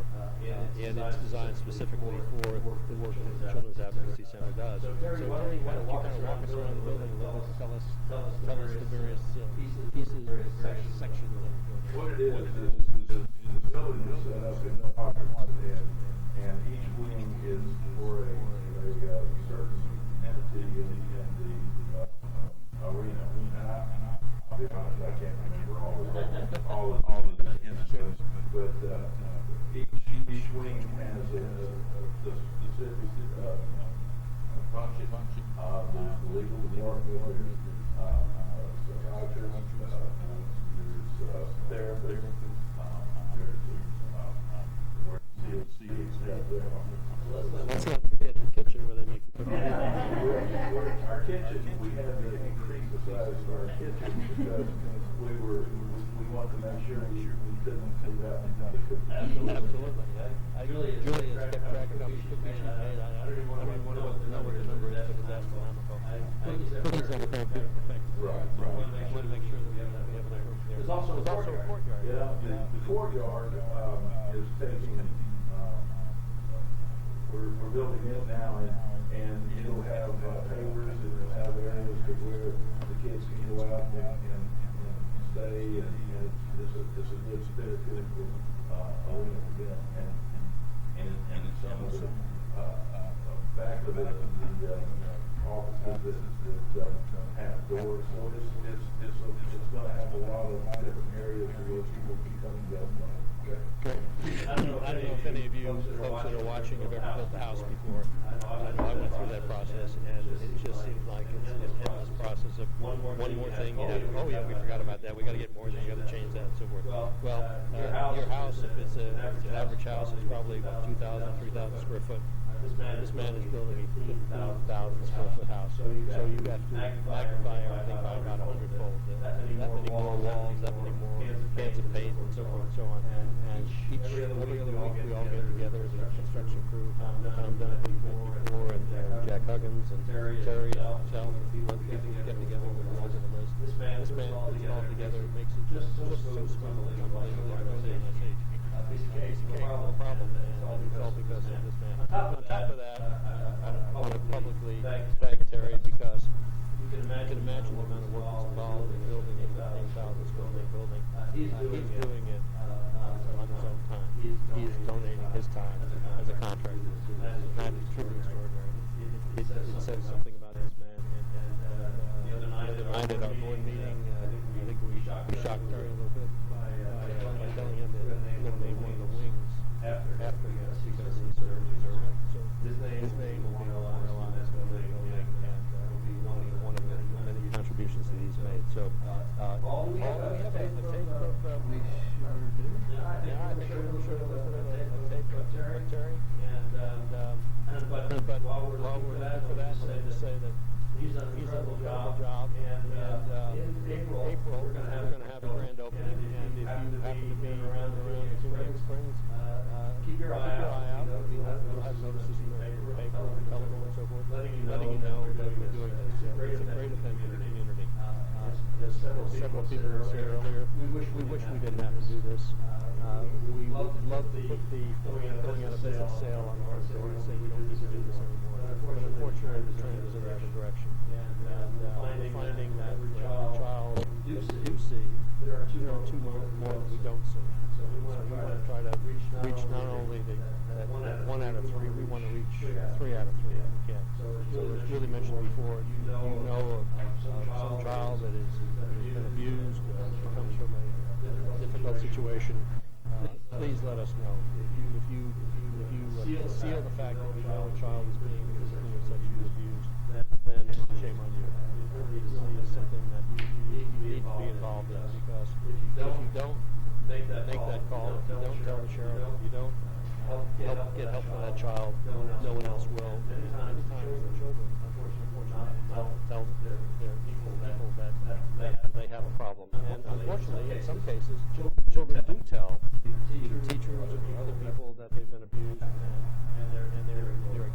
So please do not allow any child to go ignored. So Terry, thank you for the job you're doing. Children's Advocacy Center. You are incredible. I appreciate it. Thank you. Thank you for the opportunity. Paul, do we have Terry on tape there? Yeah. Well, I guess when I first got, when I first got involved, I was on the board of the Children's Advocacy Center, and all this came about. I told you that I wanted to be a part of this and build the center, so that's all right. It all came about, and I do believe in the cause, and so I wanted to do this to help these kids. Well, it means that we're helping a lot of children in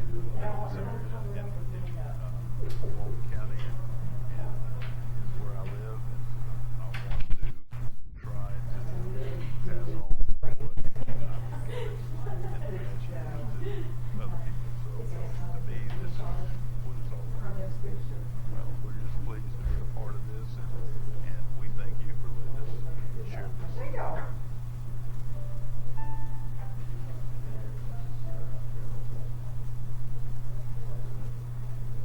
Focus more on him. He's more important.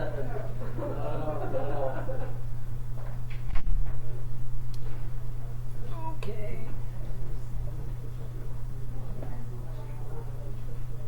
Okay, you're back. You're live. Yeah. Hi. Other video is a little bit longer, but I'm Catherine Rodriguez, and I am here with Chief Mark Weed. He is the police chief for the Phoenix Springs Police Department. It's really great to have you. So it's been a dream come true for so many of us, and I remember seeing groundbreaking, and you're really excited, and as a law enforcement officer, there's a lot of good things every day, and where you come home and have those really amazing days with David and somebody, but I know there's such flip side of that, where you don't always have those good days because you're faced that law enforcement officer may have to go to. Definitely. There's good days. Right. So what, in terms of the CAC, how do you feel that will impact the community? You believe that's going to better, work. It's just a blessing. I'm from the experience, and so we've always maintained the services we have. And having CAC here has just been a godsend, to be honest with you. And not traveling all the time, but people who need the services. And to be honest with you, I don't understand the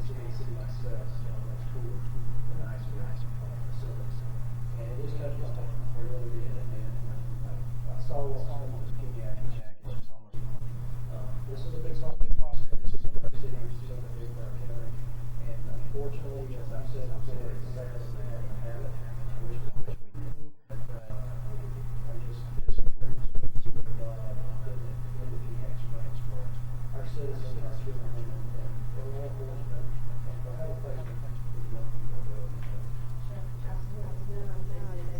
And this one, I know Julie mentioned earlier that kind of numbers where there were more children working in the Knightsville area to get those services coming in. You're seeing the satellite office there to see, how much vision will be county. And you've been elected times. Can I say you're from Canyon Springs? Have you seen, obviously from the very beginning of your career, you've kind of seen, I think, that skyrocketed in terms of the cases that you're seeing when the police officers are dealing with? Absolutely. As a matter of fact, since January 2014, we've had about 13 cases. And 13 doesn't seem like a big number for my students. Absolutely. So 13 is a big number for us. And I'm glad we were able to help those children, whatever the need. It's just one of those things that is so public and so sad that civil like this is needed. But one case, 100 cases, we don't need it. That's what it's all about. It is. And it's about working together and making sure that we're glad that you're part of it. It's nice that the location for the children that are in Walton County is actually in the jurisdiction of city. It's a wonderful thing. Again, it does all children in Walton County. It's not just specifically in Phoenix Springs, but it's nice to be able to have that more contact with the come in and work together and training. Absolutely.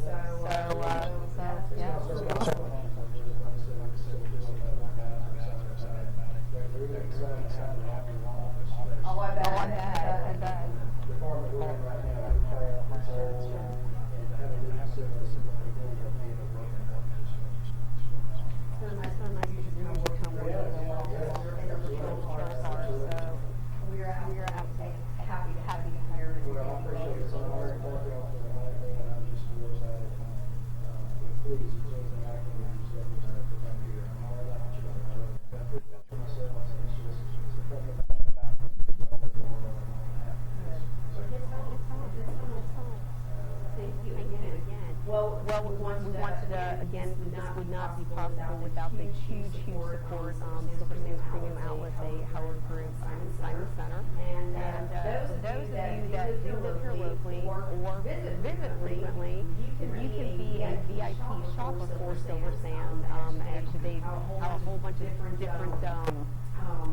giveaways and a bunch of information online, coupons and such. So definitely check them out. Go online to premiumoutlets.com/VIP. They'll be going to get that coupon because do some shopping. And right now, I want to go ahead and introduce Red Bazaar. Stay tuned. Not want to miss this. And your mics are off.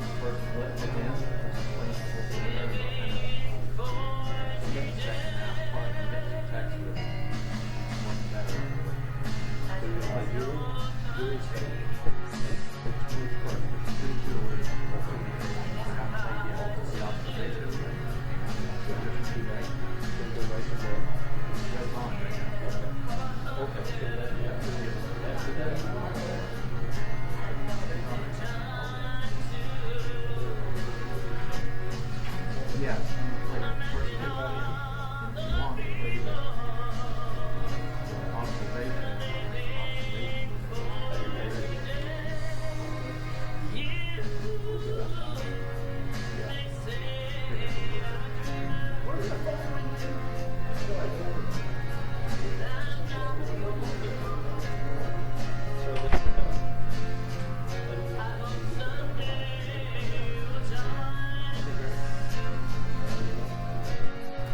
This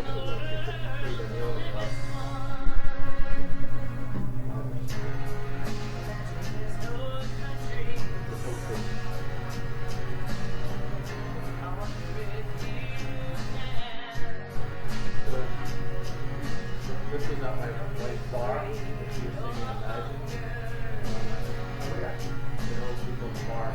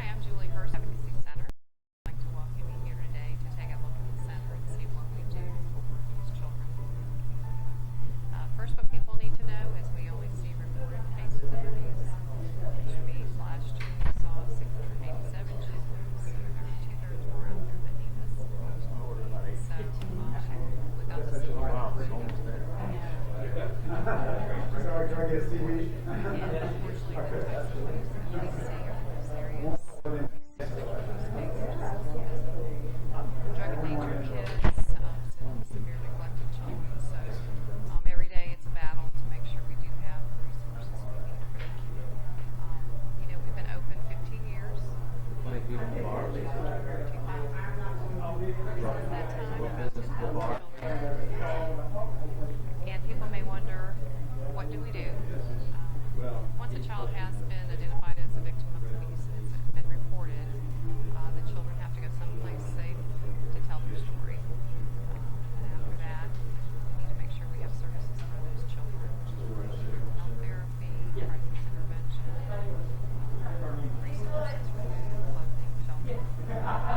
And then also making sure that those children do have access to mental health services, which is really, really critical. Beyond that, and also as important, is once that child is interviewed, all the agencies that work with these cases are observing that interview at the same time. So you have law enforcement, prosecutor, social services, our staff. And so after that, many times law enforcement is ready to go out and talk to an alleged offender. We call it that. Which really speeds up the process. Prior to the center, it would take months before a case, an individual was arrested, and then a year or so before that case went to trial. So really what we're doing is we're with everybody working together to expedite the process. Was there one here? The beauty of that is that we're really given an opportunity to get those children on a healing path, because the best we can do for these kids is to get them open and heal. So the resources that they need, that they can get. About 2 minutes. Because reality, what we really would like to do is make them not have to remember that it happened. For those of you who see Men in Black, they have a memory stick, touch their head, and it's gone. But we can't do that, so the next best thing we can do is make sure we give them everything that they can to be okay. With what we do and what's happened to them, really their childhoods are often taken away from them. You got about a minute and a half. And over the years, I've seen a lot of kids come through the center. And, Julie, stick that microphone on the other side, because you're going to be talking to the other side. Okay? doing this interview, I had to realize very early on that you don't. But what we really try to do here is we come. I don't mind if you get in here or whatever, and then I might not come back. Yeah, for town. I mean, just like the equipment this Our way. funding, our budget right now is about 1.2 million to run operations. We have a very blended. Tried to get a couple of you. Oh yeah, John Gates is huge, so we're good on that. Fundraising here this evening. We have write grants. About a minute and a half still. Have some state funding. We are Thank God I don't do this for a living. collectively, I would say probably today about 50% of our money comes from the community.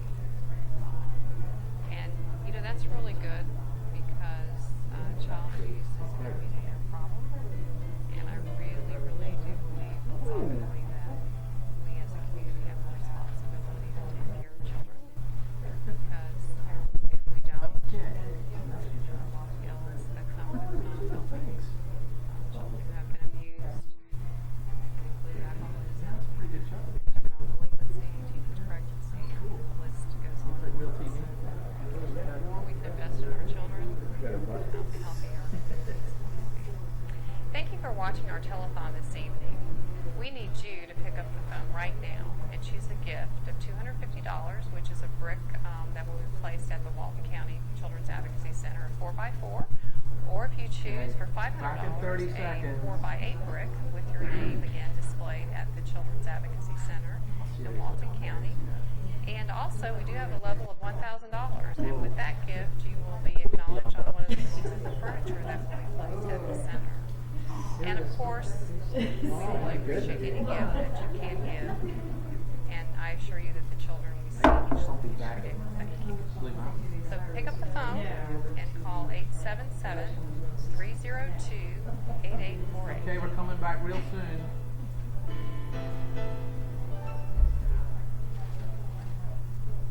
Your mics are live.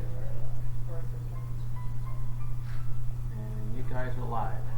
Well, welcome back, everyone. We have a very special guest with us now. That is, we have Miss Carlene Anderson, who is the superintendent of schools in Walton County. And she has been a big supporter of the Children's Advocacy Center.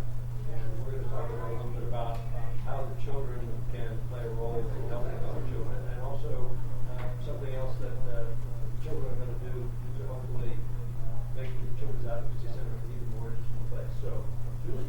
Yeah, Carlene, I mentioned 2 years ago when we were starting this project, we got involved right away.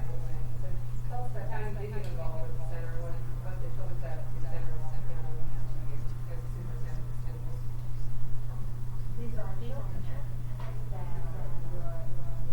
Children's Advocacy Center is working with, healing and helping. They're out in their schools. They come to school every day. Their concerns and our players, and it's just the blend of what CAC does and our children.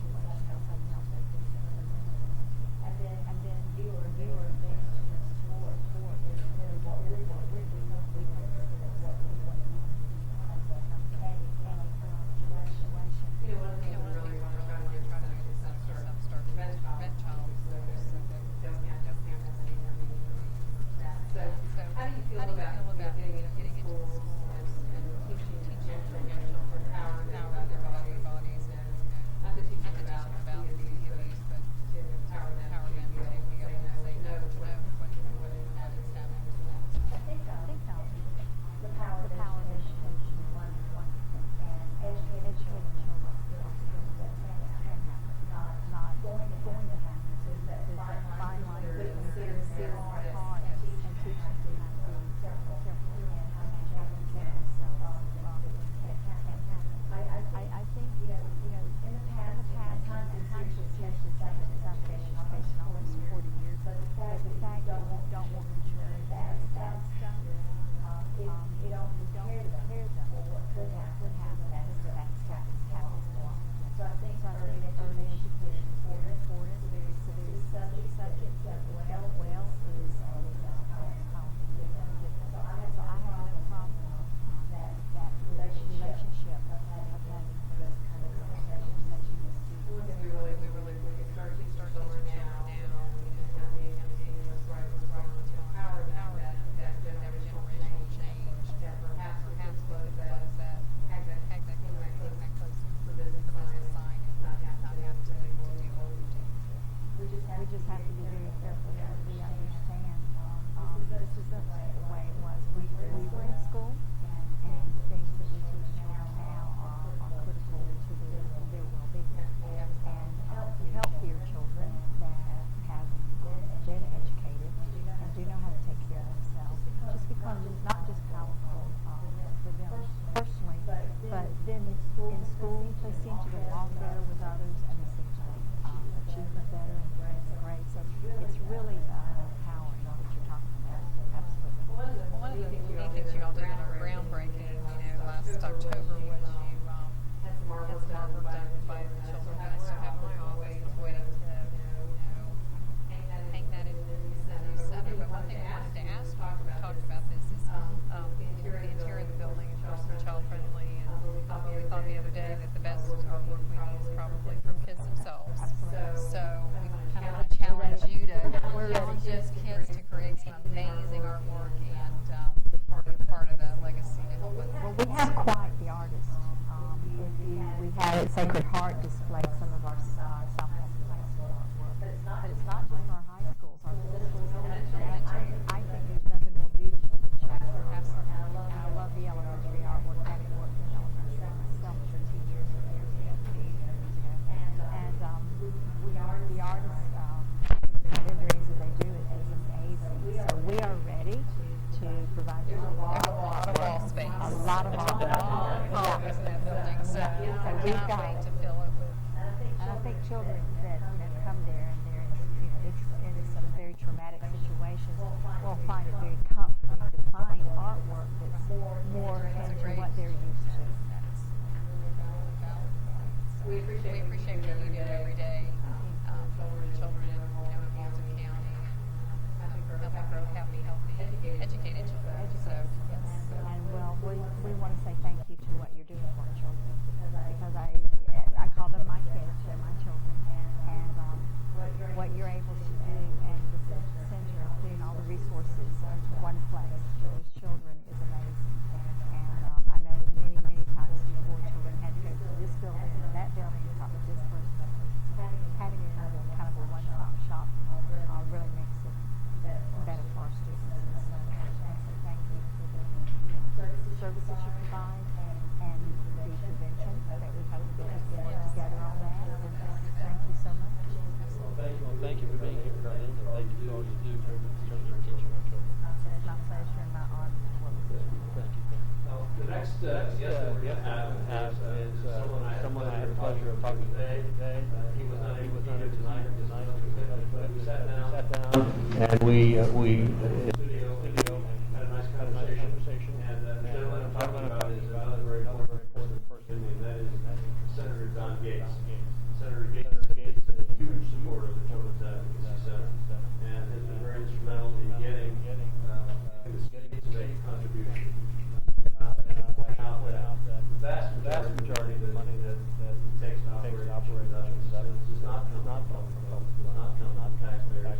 It comes from private sources, which is why we're asking you to contribute. But the state does contribute a very generous amount, and it is largely through the efforts of Senator Gates that we were able to do this. So we're going to take a moment and share the conversation that I had with Senator Gates here just a few days ago.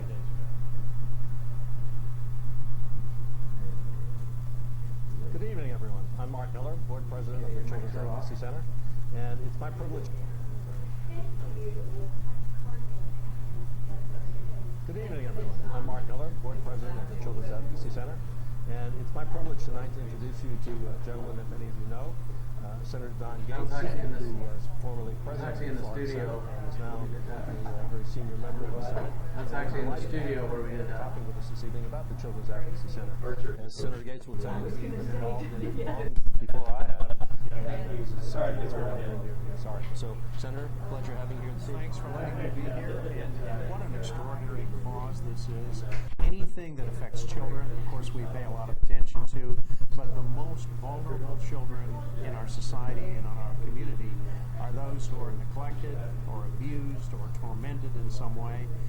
The stories are compelling and bring tears to your eyes. But what really heartens all of us is the great work that the CAC does. The CAC in Niceville is a model for the whole state of Florida. And then the new expansion in Walton County, Funiac Springs, providing services throughout our area, really can give people hope. If there are children who are vulnerable, if there are children who are abused or in some way victimized, here is a place that it provides comfort, provides hope, provides care, and provides advocacy. An extraordinary positive thank you for everything you do as the board chair and all the other volunteers, Julie Hurst and her extraordinary team. It is truly a model for our whole state. I appreciate that. And I haven't told you this, but the other day Julie went to a restaurant and she happened to meet a young lady who was actually treated at the CAC. We're at minute 46. We got come back to see someone that she's been able to help. And she's counted up in every people she's served over the past 15 years. It's about 10,000 children. So that's really amazing. It is. It's unfortunate that we have problems in our society, even in our own community, that require the advocacy and intervention of a team like the CAC, a facility like that. But what a blessing that it's there for families who need it, especially for children who may have no other place to go to get the wide array of services, not only medical services, healthcare services, counseling, but also advocacy, having law enforcement, the state attorney there so we can go after the bad guys. You know, in the past 2 years, we've strengthened the laws of the state of Florida. So now Florida is the most unfriendly place in America for those who would victimize children. That's important. But it's equally important to make sure that just about to order children who need help, that there's an organization like the Children. Yeah, really simple. Just the like Julie Hurst, Parmesan fries and the grouper members bites. and volunteers like you, and then folks who are bring in their pockets and write checks, because this is not something that can be funded by government and taxpayers. There isn't enough to do that. I'm pleased that we were able to provide some help through the state of Florida this past year and the year before. To Representative Matt Gates and I were able to get legislation passed to provide seed money to build the new facility in Funiac Springs. But the ongoing services that are required and provided really mean that all of us have to help. Right. Well, we appreciate all you've done. Believe me, it's been a major help for us to get this building done. It's this effort, as you know, is about a $3 million project to get this building up and running. And so we're not only looking for support from you. Obviously, as you said, it's more of a private effort than a government effort. But we would like everyone who's watching, everyone who knows about the center, to contribute as well from a small brick to if someone is in a financial position of being able to donate a room and we can put their name on it, we'd love that. So whatever contribution people can make. And so if you'd like to say a few words about it, invite people to participate. Absolutely. Well, I can tell you my own story. When Julie and her team were putting together the original CAC in Niceville, I was on the Okaloosa County School Board, and I didn't accept a salary. I was required by law to take the salary, pay the taxes, but then I donated my salary And one of the years that I was on the school board, I donated my salary to provide some of the seed money for the CAC. You know, in terms of all those donations and generosity in the community, what I did, I'm sure, was very, very modest. But everybody could do a little bit. And as you say, you can buy a brick. You can check with the people at the CAC. They will tell you what it costs them to provide advocacy and help and medical services for one child, typically. And you can provide help so that one child can receive these services. But the main thing is that this is something that's right here in our community. It's not like we send our money somewhere else far away and hope some of it dribbles back home.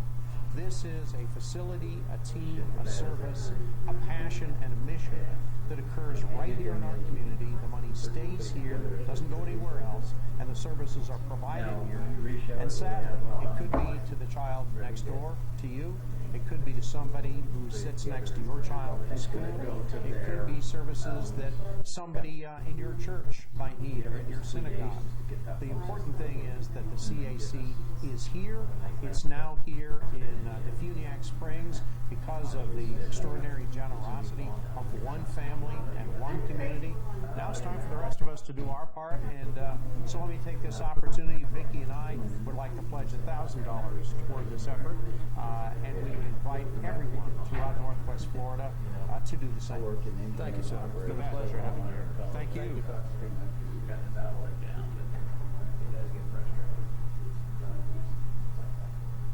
We are in the observation room when a child has come to the center to be interviewed. It's really important that the agencies are able to get the information that they need. So the room we're standing in now is where law enforcement would be, a social worker, our staff, the prosecutor, and in the other room is where the child is with the interviewer. In this room, those that are observing the interview can talk to the interviewer through an earpiece to make sure that they're gathering all the information that they need. Because the end goal of this piece of the Children's Advocacy Center is that the child just has to relive their story one time. So, again, we're trying to help reduce the trauma of these children. And in this room, an interviewer who is trained in forensic interview of children speaks with the child. They've been trained to ask questions. And again, the end goal is that the child is in a caring environment, be able to tell their story, so that all of us can help them. Here at the Children's Advocacy Center, we also have a medical exam room. Prior to the center, children who were victims of abuse had to go to an emergency room or to a doctor's office, so they weren't necessarily a priority. So here at the Children's Advocacy Center, children were seen immediately, and again, they're in a child-friendly environment, and so the doctor's able to come anytime, day or night, and do the exams that are needed. With the Children's Advocacy Center, what we like to do is make the children feel like they're at home. So we have great volunteers who help in the front desk area, but they also make cookies every day for the children. And we have a special spot here for kids only. So after a session or whatever reason the children are here, they get a drink box and a cookie before they leave. So over the last 15 years, we've baked about, we think, over 100,000 chocolate chip cookies. So we can always use cookie dough. As we mentioned earlier, we are building the center in Defuniak Springs to provide on-site services for children and families in Walton County. And you can actually lift the roof, and people can see the different rooms, the rooms we've sold. And again, that is what the telethon is all about tonight, is raising money for the Pierce Family Children's Advocacy Center. Thank you for watching our telethon this evening. We need you to pick up the phone right now and choose a gift of $250, which is a brick that will be placed at the Walton County Children's Advocacy Center, 4x4. Or if you choose for $500, a 4x8 brick with your name again displayed at the Children's Advocacy Center in Walton County. And also, we do have a level of $1,000, and with that gift, you will be acknowledged on one of the pieces of furniture that will be placed at the center. And of course, we really appreciate any gift that you can give, and I assure you that the children we see each and every day will thank you. So pick up the phone and call 877-302-8848.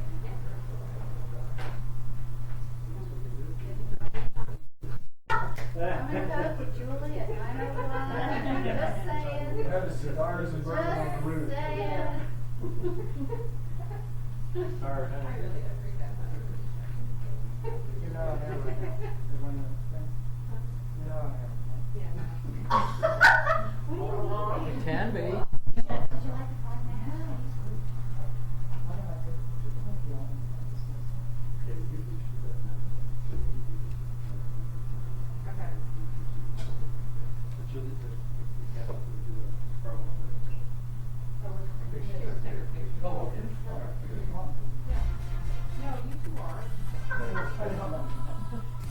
Everybody's already.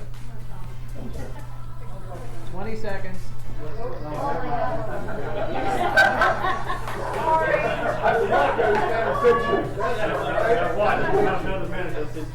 Light on the set. Light on the set. Exceptional 7 brands, seconds. extraordinary savings. Back to TV, Silver folks. Sands Premium Outlets, a Howard Group and Simon Center. Catherine, you are on.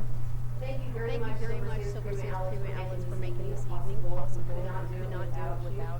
Again, we want to extend just our heartfelt gratitude to the people that have called in, have supported the CAC with their donations, and for those that need to do some shopping, please feel free to go over to Silver Sands. We've got over 100 designer stores, huge savings. So I know that you greatly appreciate that, but we hope that you enjoy the show. And I'm going to bring Julie Hurst back on and talk more about the CAC. I'd like to invite Skip and Victoria Moore back to join us. Well, we have had a wonderful time this evening at Whiskey Bravo. Thank you all for being such great hosts and hostesses, and your staff has been absolutely wonderful. So thank you all for your hospitality. We met a month or so ago when you guys have just really stepped forward to make a difference for our kids. So we have something special for you. Say thank you from our kids that we hope you will hang in your restaurant, and we really appreciate your friendship and your gift this evening to make this center in Walton County a reality for our kids. So our kids thank you. Special spot. Awesome. And so I just really want to let the audience know a little bit more about you all and how you came to this area and about Whiskey Bravo. And it's actually 723 Whiskey Bravo. And I know that 723 was your anniversary. I do remember that. So you want to share? Well, actually, 1770 Whiskey Bravo. Tell them about it. We have a Cirrus SR-22. I actually bought the plane before we knew how to fly. So we talk about people that we convinced. But we had in the restaurant itself, Victoria and I, we had a couple of companies that we ran in Atlanta, and we sold those in 2009. We had about 450 employees. We were working in 43 different states, and so it was a great opportunity for us. It was a great time for us to sell. Before we did, we started thinking about what would we do the second half of our life, and we wanted to make sure that the success, the significance, thought about things we wanted to do, thought about things we wanted to be involved in their life, and things that were important to us, and it kind of worked with these things. But one of the things on our bucket list, on our list was it was kind of the right location, the right environment, which we would build a restaurant. We've never been in a restaurant business, but it was one of those things that we wanted to play where we could have friends and family and do things like this, and we need the vehicle and the place to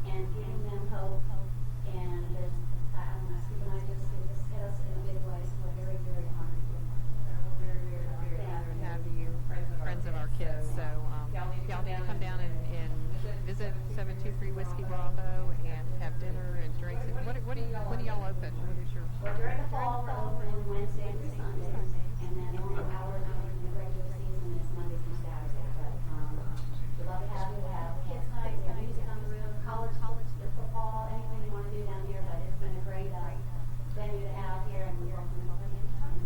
Thank you all very, very much. Thank you. Julie, we're going to thank you both, and again, I want to thank you for the generous gift that you did to the children's advocacy fund. It's extremely generous.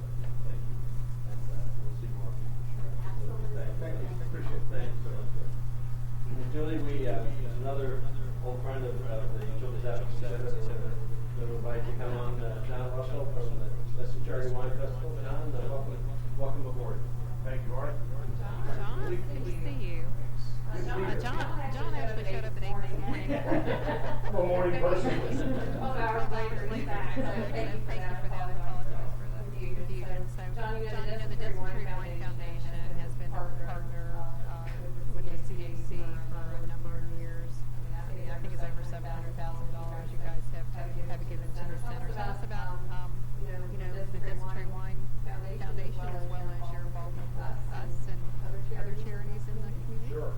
Well, the Dysentery Wine Auction Foundation is in its 11th year. We hold a big auction the last week of April. It's actually the 4th largest charity wine auction in the country. Number 1 auction is in Naples, California. Number 2 is in Napa, California. Number 2 is in Naples, and number 3 is in Sonoma, and number 4 is in Destin. Which I think that is pretty amazing. Congratulations. Well, we hope to stay on that list. It's a remarkable event. And the money we raise goes to 14 charities, and certainly Children's Advocacy Center is one of those that we're very supportive of. We think you're just amazing. Yeah, with the money we have received in the last 5 or 6 years, that money has gone to help provide mental health services to children in DC. And you all have been really responsible in helping get children back to health instead of often been lost because of abuse. So on behalf of those hundreds and probably thousands of children because you all are very blessed. And this year, you guys became partners with us. Some of the funding we're using that to build the Pierce Family Children's Advocacy Center. And so we're really, really excited that you're going to be a part of the legacy for those kids. Well, what you do is amazing. What all of your organization does, and we kind of get a chuckle out of you because, like you said, we're building a week. Actually, I started to believe you because I think with you and your team, just about anything is possible. But for us, what's so great is we get great support out of California. We get a lot of local support. We bring 600 people together for an auction, and in 6 hours we raise all that money. But we also do other events. We just finished down here in this area, the Senior Red Wine Festival, great partnership with the Seaside Community Development Corporation and the restaurants on the Seaside. Great event, 3 days, very, very successful. And so we're already working hard on the April auction. When is that auction? It's the 29th and 30th. We do dinners on the 29th, and then the auction on the 30th. We have 27 dinners committed right now, 14 chefs, and actually of the 14 dinners, we have 5 already fully committed. Oh, wow. That's never happened before. We actually got our first boxes of auction line, which before Thanksgiving I saw it, my stomach kind of turned because this auction is really, really intense. We feel a lot of responsibility to be successful because organizations like yours are depending on us. And so, every year since you started, our revenues have gone up. And that is a wonderful thing. How much did you guys raise last year? $2.3 million. Wow. And of course, the number has to be bigger this year, right? We could use a little. You could use a little more.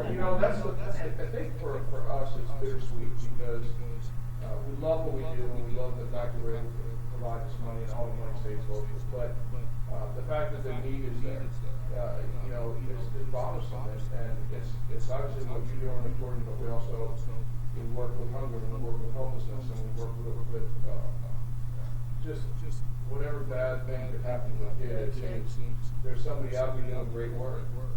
And our only frustration is that we're not at $5 million. I think you guys will be looking at the help. Well, I don't know about that, but I know I've been told by 2020. $5 million one way or another. So. We know with the money we received from y'all this year, the multi-purpose room is going to be the Destin Charity White Foundation room. So you all will be forever a legacy for all those kids that walk through the door until we can hang the clothes for business sign. So we're proud of that. We're proud to be associated with tremendous organizations like yourself. And really, our success is because of the mission of the organizations we support. You know, they're not giving money to the Destin Charity Foundation. They're giving money to us to give to you. And that's what's meaningful. When you don't know an auction, it's pretty amazing to me. If you see people spend far more than they should for something, they go against their own best interest. They'll spend 3 times what something is actually worth. And I just was amazed by that the first time I saw it. But it's the fact that they want to be generous. And, you know, you've been to the auction. And one of the things you do, the paddle raise, you get nothing. And that money goes to a great organization. We raised $320,000. And you get nothing. At least, you know, most of the other stuff, you get a trip to Napa, or you go to Europe, or you go somewhere. But we just have this group of very committed supporters, and we're working on the auction lots. We already have about 25 or 55 auction lots already. How do people get involved with the auction? What are the patron packages? The patron packages. Well, our website is www.dcwaf.org. The packages are not yet on the website, but they probably will be by December 1st. But you want to read about what we have. Our base package is $2,000 per couple. That gets you to the dinner the night before and to the dessert tasting and auction the next day. But people that want to volunteer, they call us, and we always say, don't call us, please call organizations like yours, because what's amazing, and most people don't realize, we don't just hand money out to the advocacy center. They provide an auction lot, they provide volunteers, they support us throughout the year, and that's our agreement. So we tell people, go volunteer with one of the 14 charities, and then that way you're supporting what we do, but more importantly, you're supporting the charity. And it works. It works really well. We also have one other event coming up February 19th. It's called Tasting of Champions. It's at the Hilton in Sandestin. It's a great little wine event, and over 600 wines that will be poured during the South Baltimore Regional Wine Food Festival. And it's another way to help support your organization as well as the 13 other set of stores. Thank you for coming twice today.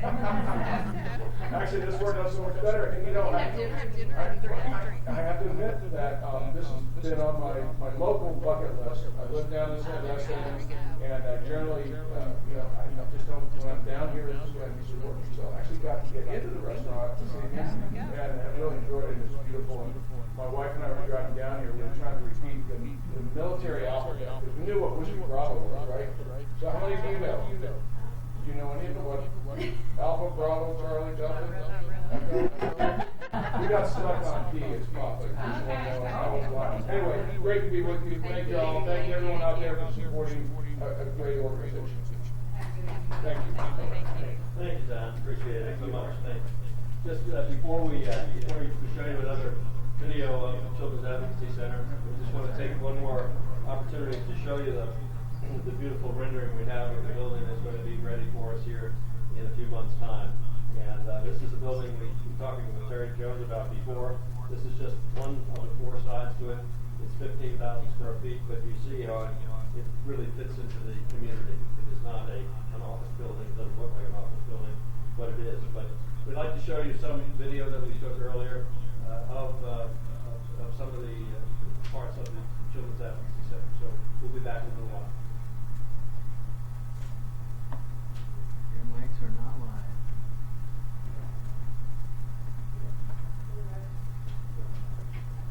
Well, we have always served 24 hours. Yeah. 24 hour one would be it. It really is fun. It is now. I got fries. Here in Niceville, because it was, you know, logistically about the same distance. And so we got a group of people together and decided, you know, let's open a small office and see where folks are there and if it is feasible to do that. And so we opened a small office 3 years ago, Highway 90, and We're gonna let's go off with red. But do we have something else to put in there? That office. In the meantime, You guys I was tape? very fortunate to meet Sheriff Atkinson, and he came and took a tour of the Niceville Center, And then- and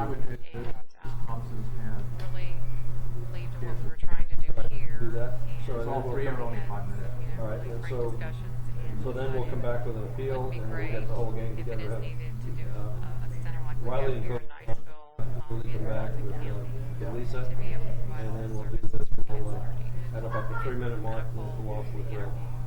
therapy.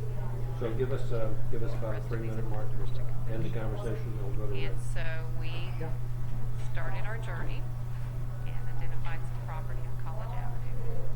Board of County Commissioners leased us the property for $1 a year for 99 years, which is a long time. I'm hoping abuse will be finished with abuse by then. And so, again, then we started looking at, obviously, how are we going to build it? That takes money as well. But a very kind gentleman, Terry Jones of Compass Builders, stepped forward and told me he would build that building at no cost as far as his fee, which is quite a significant donation. In addition to that, his wife is leading the entire interior design committee for our services to help us create a child. So we had the builder, Alan McGinnis, who designed the building here in Niceville, came on board and he designed the building. And so then really, the capital campaign, thinking about where are we going to get the funds to build it, which is about 2.5. We're trying to raise 3, which will help with the contents of the building. We also have and very, very nice family, the Pierce family from Walton County. I've met them through a fundraiser that one of our other board members had put on. He came and toured, and then about a year later, he invited me to lunch and showed him the plans and what we wanted to do. And at the end of that lunch, he and his wife said they were going to give $1 million to make this happen. You all will hear from him as well. He has a reason why he wants to. And so we started, raising money. And the Dugas Foundation recently gave a $500,000 gift. So, and then we have room sponsorships available. We probably have sold, 10 to 12 rooms already. And I would say we're about at 2.1 right now.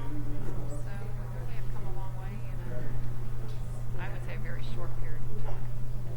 And it is being built as we speak. We hope that it'll be finished as far as structurally in January, and then with all we have to do with the interior, we hope to open at the beginning of April and kick off child abuse prevention. And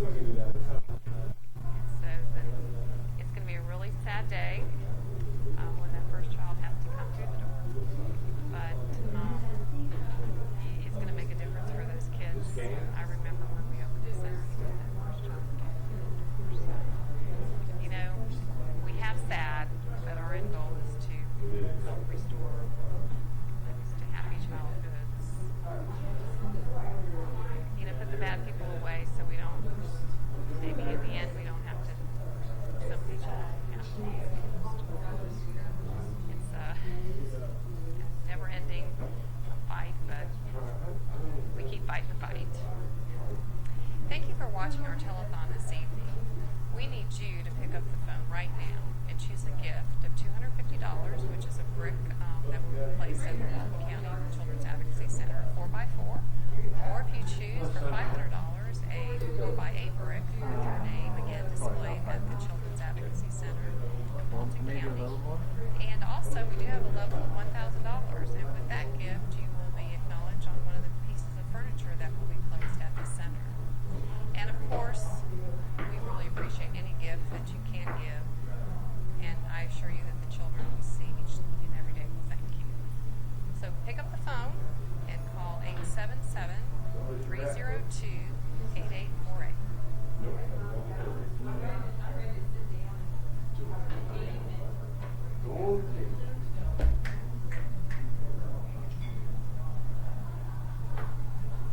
Good evening, Mike and Val. Thanks for coming to the telethon this evening to support the Centers Family Center in Walton County. So tell me about how y'all got involved with the Children's Advocacy Center. Well, Julie, about 6 years ago, a couple of your board members Stop that. asked if I would consider possibly joining the board. The cool thing is you don't have to be here to take the call. You gave such a command to our Yeah, take some, please. you convinced me to go. Yes, they are. Yeah. So what is the They're cheesy. I think Jim and Amy Pierce have done is just amazing. Launching this well toward that. I think Walton County badly needs a center.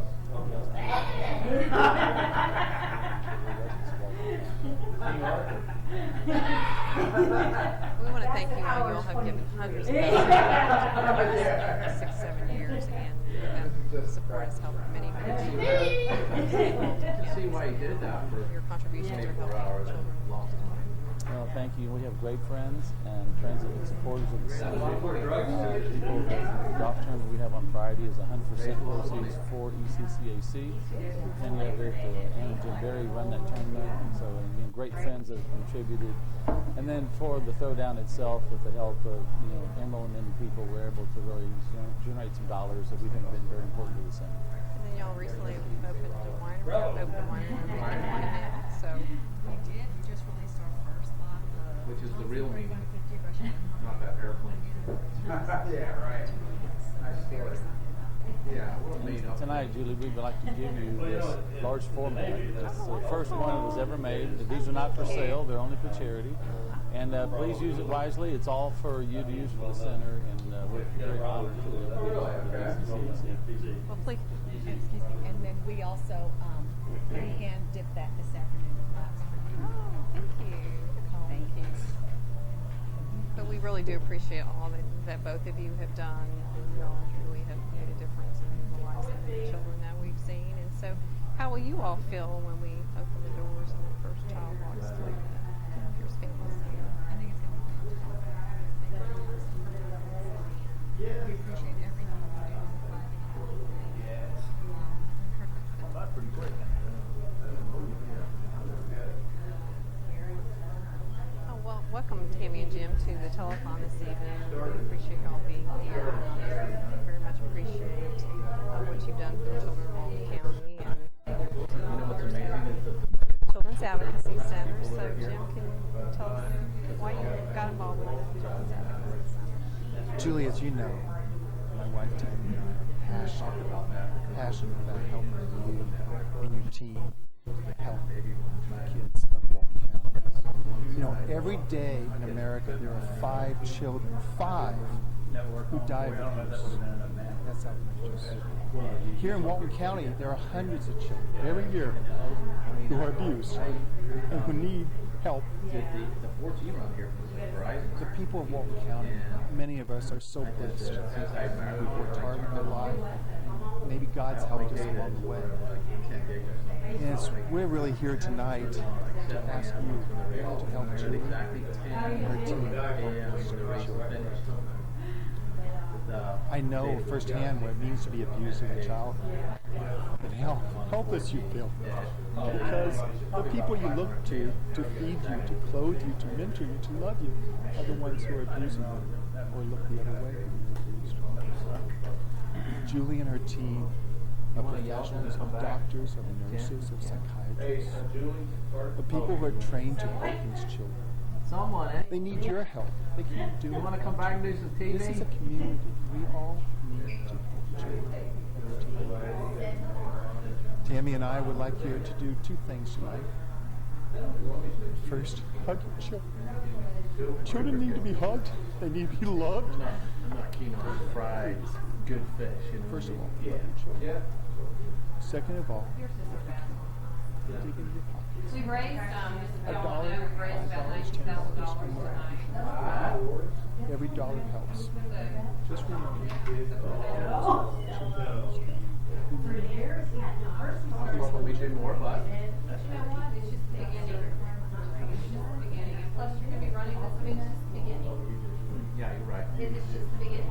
Nobody's ever done anything like that before. We have a tape projection. We don't have time for tape. No, we don't. No, you gotta get on there. You're on. You're on, baby. I mean, if you want to be. I can run a commercial if you want.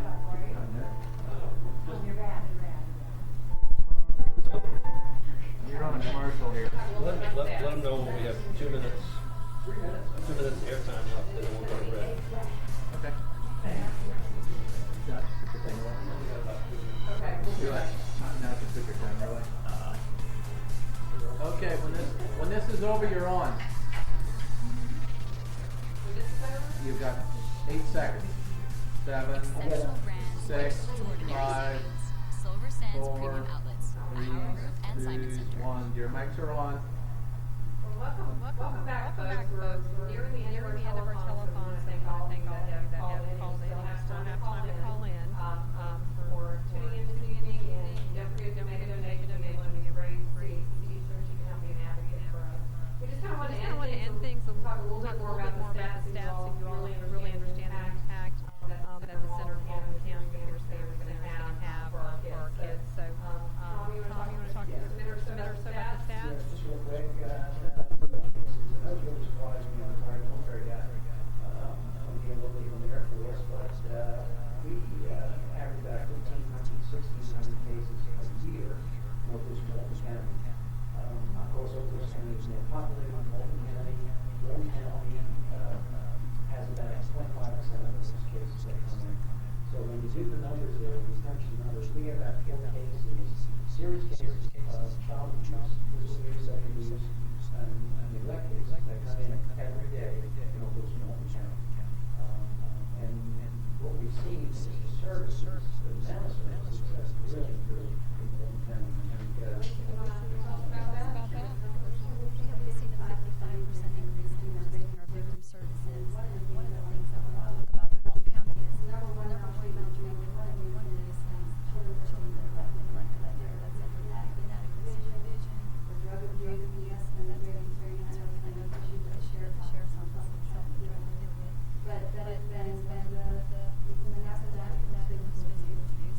So we work really hard at that, and work with the sheriff's office, how we navigating through these kids and families as they go through this process. Another thing is we operate in a 1,200 square foot building right now. So for us to increase those services by 55% and to go from that, imagine what will happen when we get 15,000 square foot. We have to help so many more people. That's really what we're doing. And we almost struggle with numbers because if you look at 2010, the number of cases that children had provided services, 2010, before we actually had our facility there were 109 children that provided services.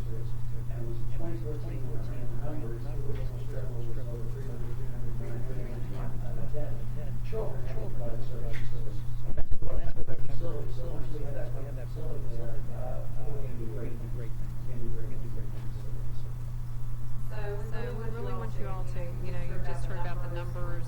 Obviously, we're seeing more kids than we ever have, and we know with the new centers, they were saying we will see even more children. So we need you all to pick up the phone, call 877-302-8848. The child waiting for you to call. We have the bricks, the 250, the 500, the 1,000 for furniture, and of course any gift is so appreciated. The total so far this evening is $19,000.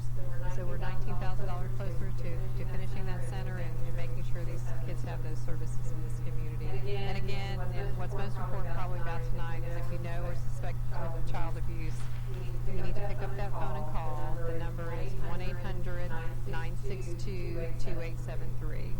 So on behalf of all the children we've served the last, 15 years, 10,000 of them, we thank you. And on behalf of the children that we know we will serve, we also thank you. So have a good night.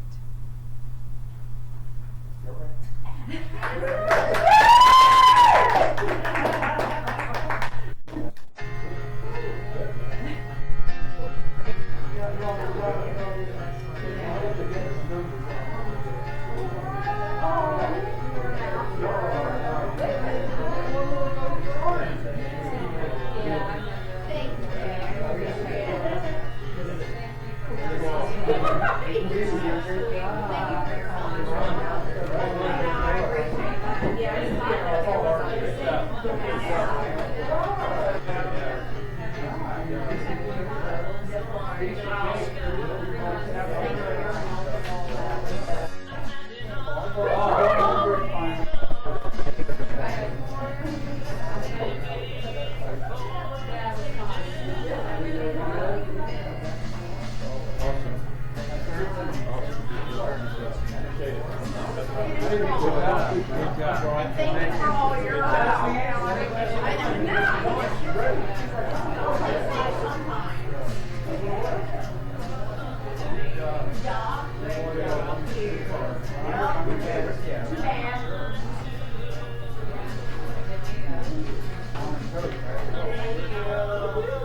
Okay, Roman code.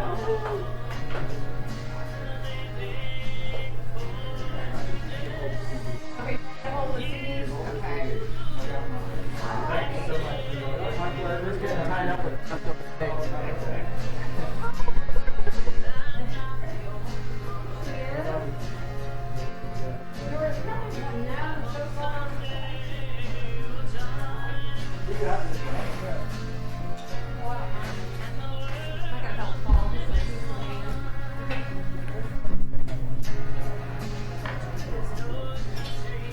Julie, do you want to hold on to our CDs, or do you want to try and get them back to him, or? Try to get them back. Okay. If I give them some numbers, okay. Yeah. Well, we need those to pick up. Are you through with this camera call?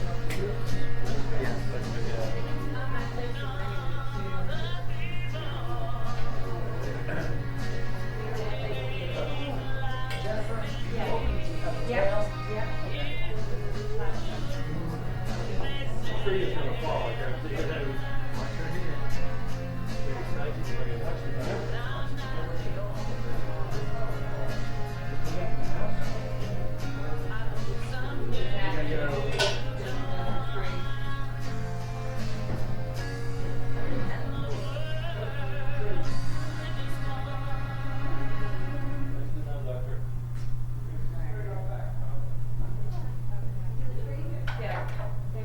Hey, Julie, you wanna keep that?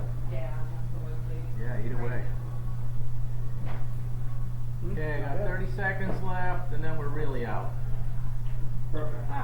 Oh, we say it's a wrap again? It's the end part. It's a wrap. It's a wrap! Oh, we all could yell at me like, it's a wrap! Okay, we should have done a picture when we're staying at. This would be fun. It didn't all go smooth for a lot of it We're did. together. There's nobody that has to do the home I'm not through yet. Yeah. Yeah, that's one of the days that just didn't. Thank you. The phone didn't ring for you all the time. Thank you for supporting us. Oh, you all think that's all down? You gotta jump. Everybody's gotta jump.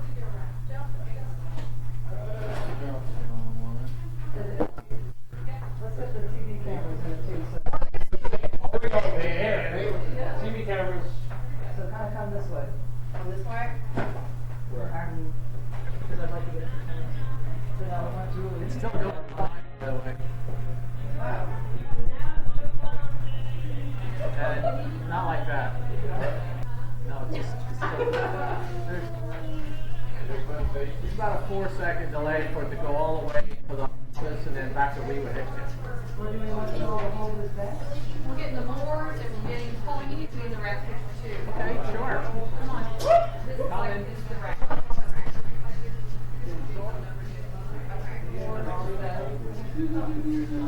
Something fun. Are you through with this camera? Moors. No, you know what, actually, that's good, that's good. How about you? Oh, we have you too. Come on. Yeah. No, and also. Yeah.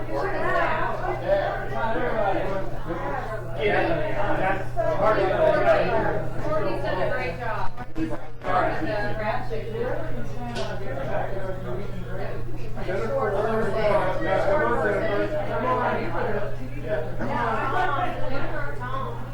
a wrap. You too. Come on, it's a wrap. Ryan? This is, yes. This is it. Yes, Marty. Yes, Marty. Get a chair, stand on it. Here, Tom, do they like sit in front? Stand up. It's a wrap again. Okay, is that yours?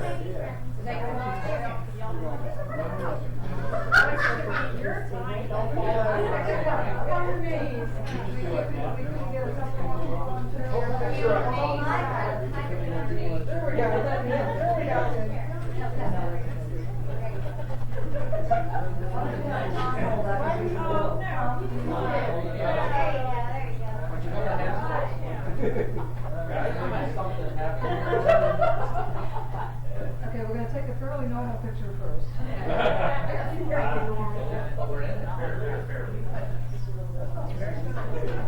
You know it, I'll stand up. About a 4-second delay for it to go all the way. Stand up. Oh, Tom, Are you ready? No, Tom, you don't. I don't understand what I'm standing on. Oh, he's balancing.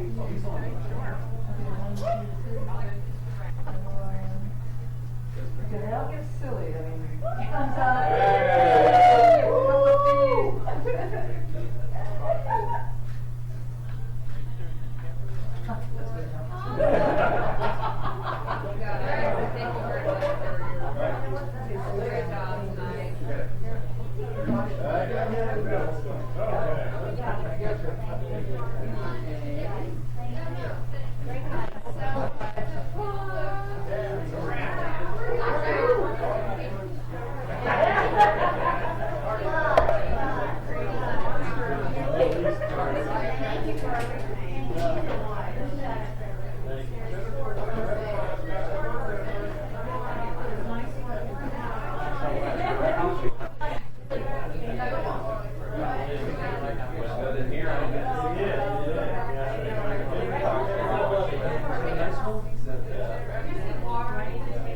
I've got some over there.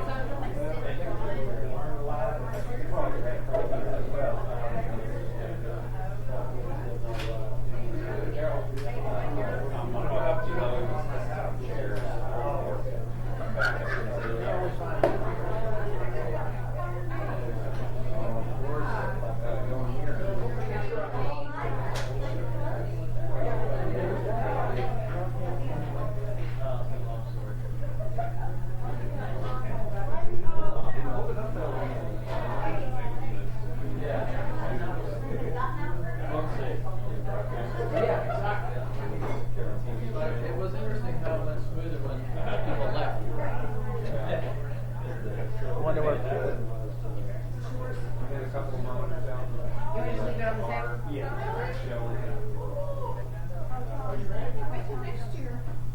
How about the spring?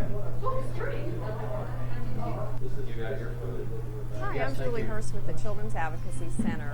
We'd like to invite you to join us for our telethon on November 19th to help raise money for the First Family Children's Advocacy Center in Walton County.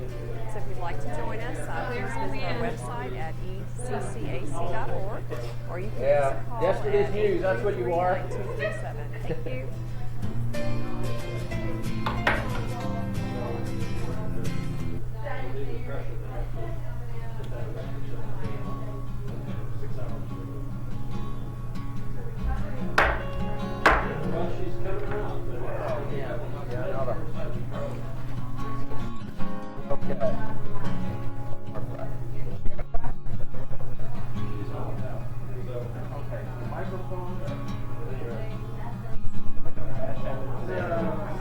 Batteries, I gotta put that in.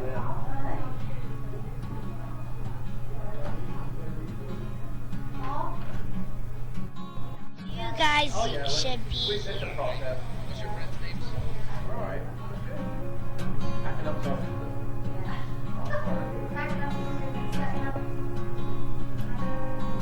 Yeah, it is.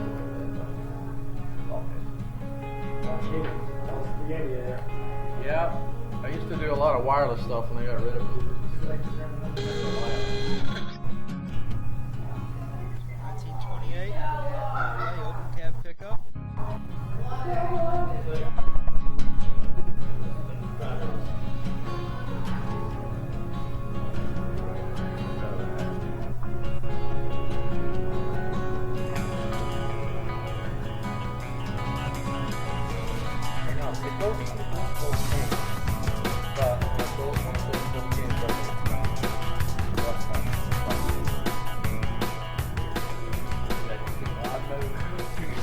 I knew so cool. And it's time to talk about environmental science and conservation. Did you know that Northwest Florida is home to one of the most unique ecosystems in the world? Coastal dune lakes are Nina, but that also are very important. And it's time to talk about environmental science and conservation. And we have did you right here in Pleasant County, Florida. A coastal dune lake consists of three things: sand, water, and life. They can be both saltwater and freshwater mixed together. This means that animals from both ecosystems can be found in coastal dune lakes. When talking about science, it's best to ask about sand. Dr. Hoyer is currently working at the University of Saltwater and studying the water chemistry of the This means that By sampling the waters in the lakes, we're documenting what's there, and we can see if there's a change.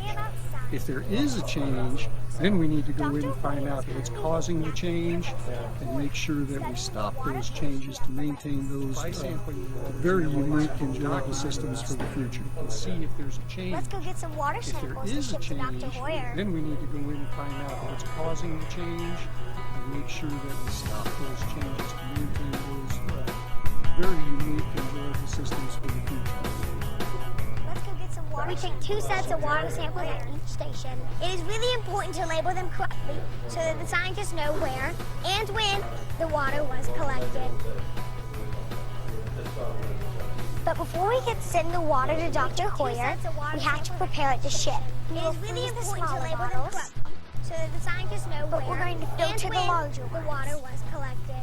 And this is how. First, we pour 500 milliliters before we can send the water to Dr. Hoyer, we have to prepare it to ship. We will freeze the Next, we use a vacuum filter to take the water out of the sample. We're going to filter the water. We put a filter on top of it. And this is how. Then we put this funnel on top and pour the water to the graduated cylinder.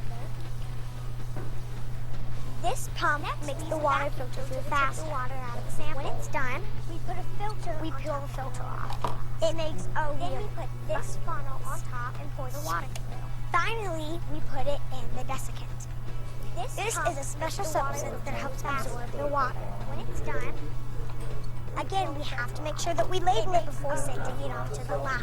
Coastal dune lakes are really important. Finally, we put it in the desiccant. We are so lucky that scientists and environmental groups are working to protect them.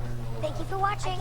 That's so cool. Like our sponsor on Facebook, the Good Samaritan Institute, for more science videos. I'm Anna, and I'm signing off. So lucky that scientists and environmental groups are working to protect them. Thank you for watching. That's so cool. Like our sponsor on Facebook, the Good Samaritan Institute, for more science videos. I'm Anna, and I'm signing off.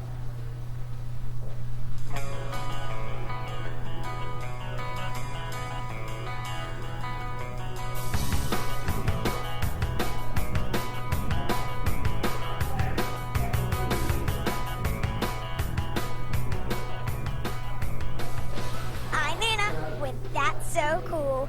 And it's time to talk about environmental science and conservation.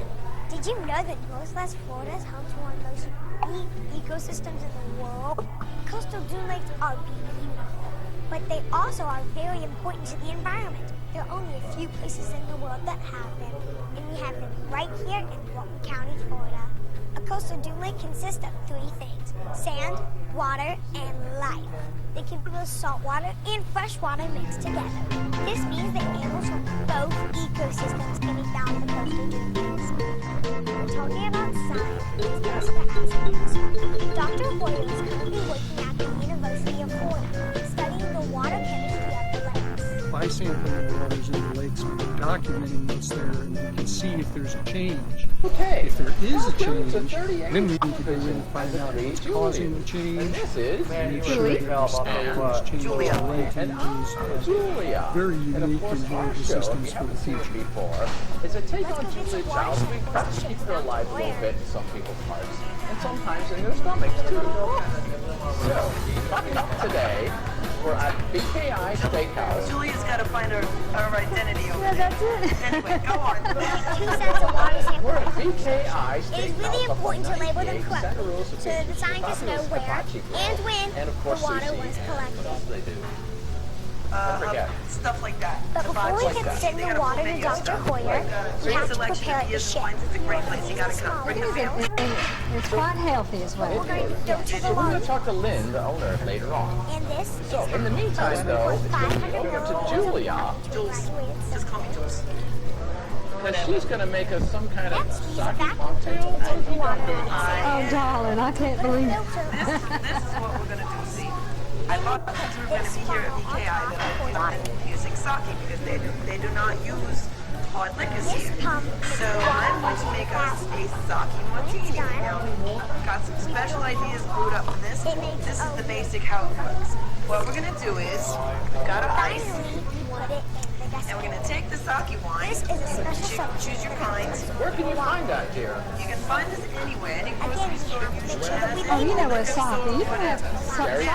Not at Dairy Queen, huh? Like me, I suggest you. It's a dark beer. 2 of these scoops for each person you're pouring for. But I already know that works, so I'm just going to pour. Thank you for watching. Really, you measure?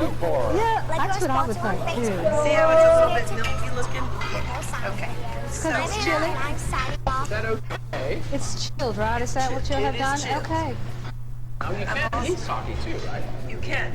And you can do it But for with not this probably particular for a kind, too. martini. You're not going to do that for a martini. There. Okay?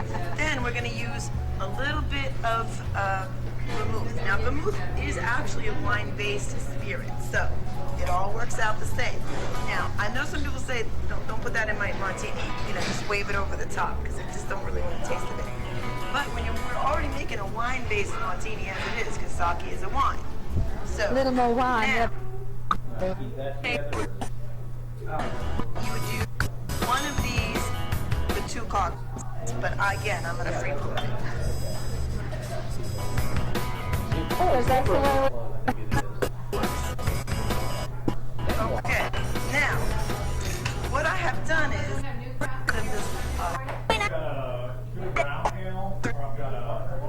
Let's talk about and I've put environmental science and conservation. a little bit of the Did you juice know right that in there's there no already. oil? So you're just going to do That's that. why there's a little kick in that, isn't there? Right? Okay.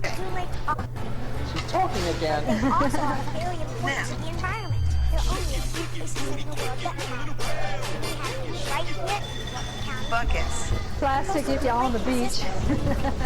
Plastic if you're on the beach. People saltwater and freshwater. Oh, those look This interesting. both Now, ecosystems. we are going to garnish these Oh, Talking about with a little chili pepper. really? A whole These are pepper. sweet cherry peppers. That's Now, lovely. I have also brought some olives. You can do it with olives. You can use olive juice to make them dirty instead of the sweet cherry juice. Change. Cream cheese. That's right. Let's get the pressed one. Anyway, Very Wow. unique ecosystems for the Isn't this interesting? very simple. They look a little funny, but they taste delicious. Not very difficult. Fabulous. Easy. Cheers. Now, don't forget to like us on Facebook and Twitter, 38TV. That's where you'll find us. And we're on That's quite Facebook as the lovely. Three That's Jewels. lovely. It works out good. It does. It's lovely. I haven't tasted yet. It is really important to layer It's this well surprisingly so lovely. that scientists know where and when the water is flowing. Did you get the pepper? That is not a good face. You just made a really terrible face. But before we can send the water to Dr. Hoyer, we have to prepare it to ship. But that wasn't quite what we were going for, I don't believe.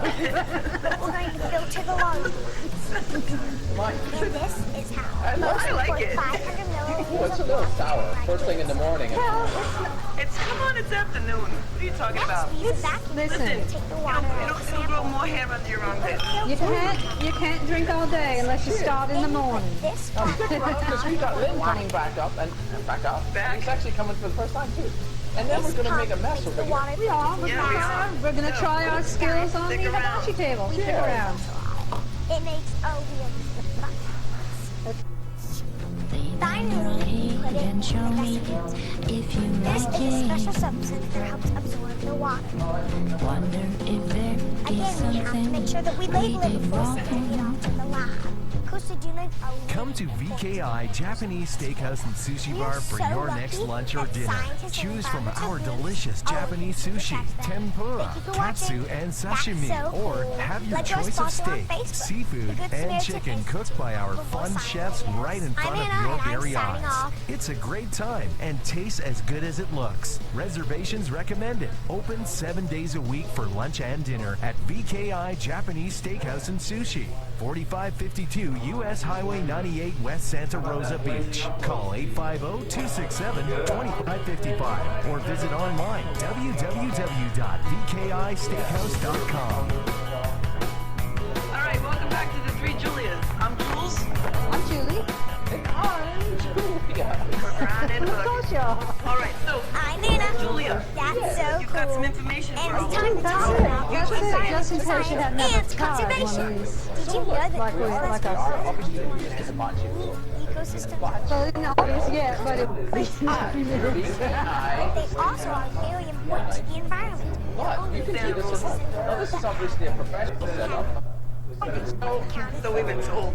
After day. So just Sand, these are water, fairly and inexpensive. light. They're grilled It can be foods. both salt water and fresh water mixed See, you together. get two This together means made that up. And both or you can use this ecosystems can be down to this stuff. No, it's okay. It gets hot. Oh yeah. It won't melt. So That's what it's for. This Yoshi thing or whatever. And Yoshi thing, whatever. I don't know what You can't go better than that. If I see anything Where that can we is get this? Sample them all and see if there's a change. If But I there did is get a this change, idea on eBay. then we need to go in and find out what's causing the But you can change. actually put this over your Make sure that big we green stop egg or your those little green changes egg to or your maintain gas those grill or even your very stove. unique, enjoyable systems for the in a future. flat top. Yes. Let's go get some That water is samples. just, That's just darling. You can actually touch it a bit. Yeah. No, thank you. Try to keep that away from your suit, Julia. Two sets of water samples. It's really Everything's important getting a to little label hot them right here. so that scientists know where and when the water was collected. It's a fun way to cook, isn't it? It is a fun. Well, we'll find out, won't we? But before we Right get set in now. the water, Other we have Julia to had prepare known like a about ship. this back in the day. Probably would have. Do you think that's French? I know. You think it's the French cooking? So Julia, Julie, Yeah. what are you making for You know, for it's your... not really an appetizer. It's really just like a side dish because I was trying to figure sushi not. That'd be a little difficult for me to try. A side, yeah, just a side. Just some green beans with a simple sauce, and this is a standard, typical thing for Japanese. And you really just you can use green beans, you can use asparagus, broccoli, or even spinach. So whatever looks fresh. Since you're southern and all, can we do like okra? I don't know about okra, but certainly collards and certainly collard greens. Yeah, absolutely collard greens. And this is actually a good sauce. We bunch it up a little bit. But right now I'm just going to use some sesame oil to. Normally I would steam the green beans, but today we're going to try it on the hibachi grill. Going to chuck it right on. Why not? Let's just give it a shot. You're so lucky. Is it? Oh, goody. Let's go ahead. That's so cool. Like our stuff. I did prep all of Sesame this. oil. So there you go. I don't think we're going to need that many. There's just a few of us here, so we will just, while we're cooking or while we're The talking. television, they're going to be instantly dark. They are. Ding. What a fabulous idea. Well, maybe, Julia, maybe you could. Listen to the noise now, see? Yes, and smell the sesame oil cooking. Okay. Maybe you could handle that for me while I start the sauce. You can just keep this going here. Keep this going. I'll give them a good toss. So the sauce. Some salt and pepper on that here. You could do that, sure. Or maybe a little soy No, sauce. it's going to be soy. You're going to have a soy on there, so yeah, no, you don't want to do this yet. It's time to talk about Trust me, science and conservation. Did you know that? Well, this special sauce right here. We're going to roast some sesame seeds. Now, you really want to be careful with these because these little sesame seeds will cook quickly.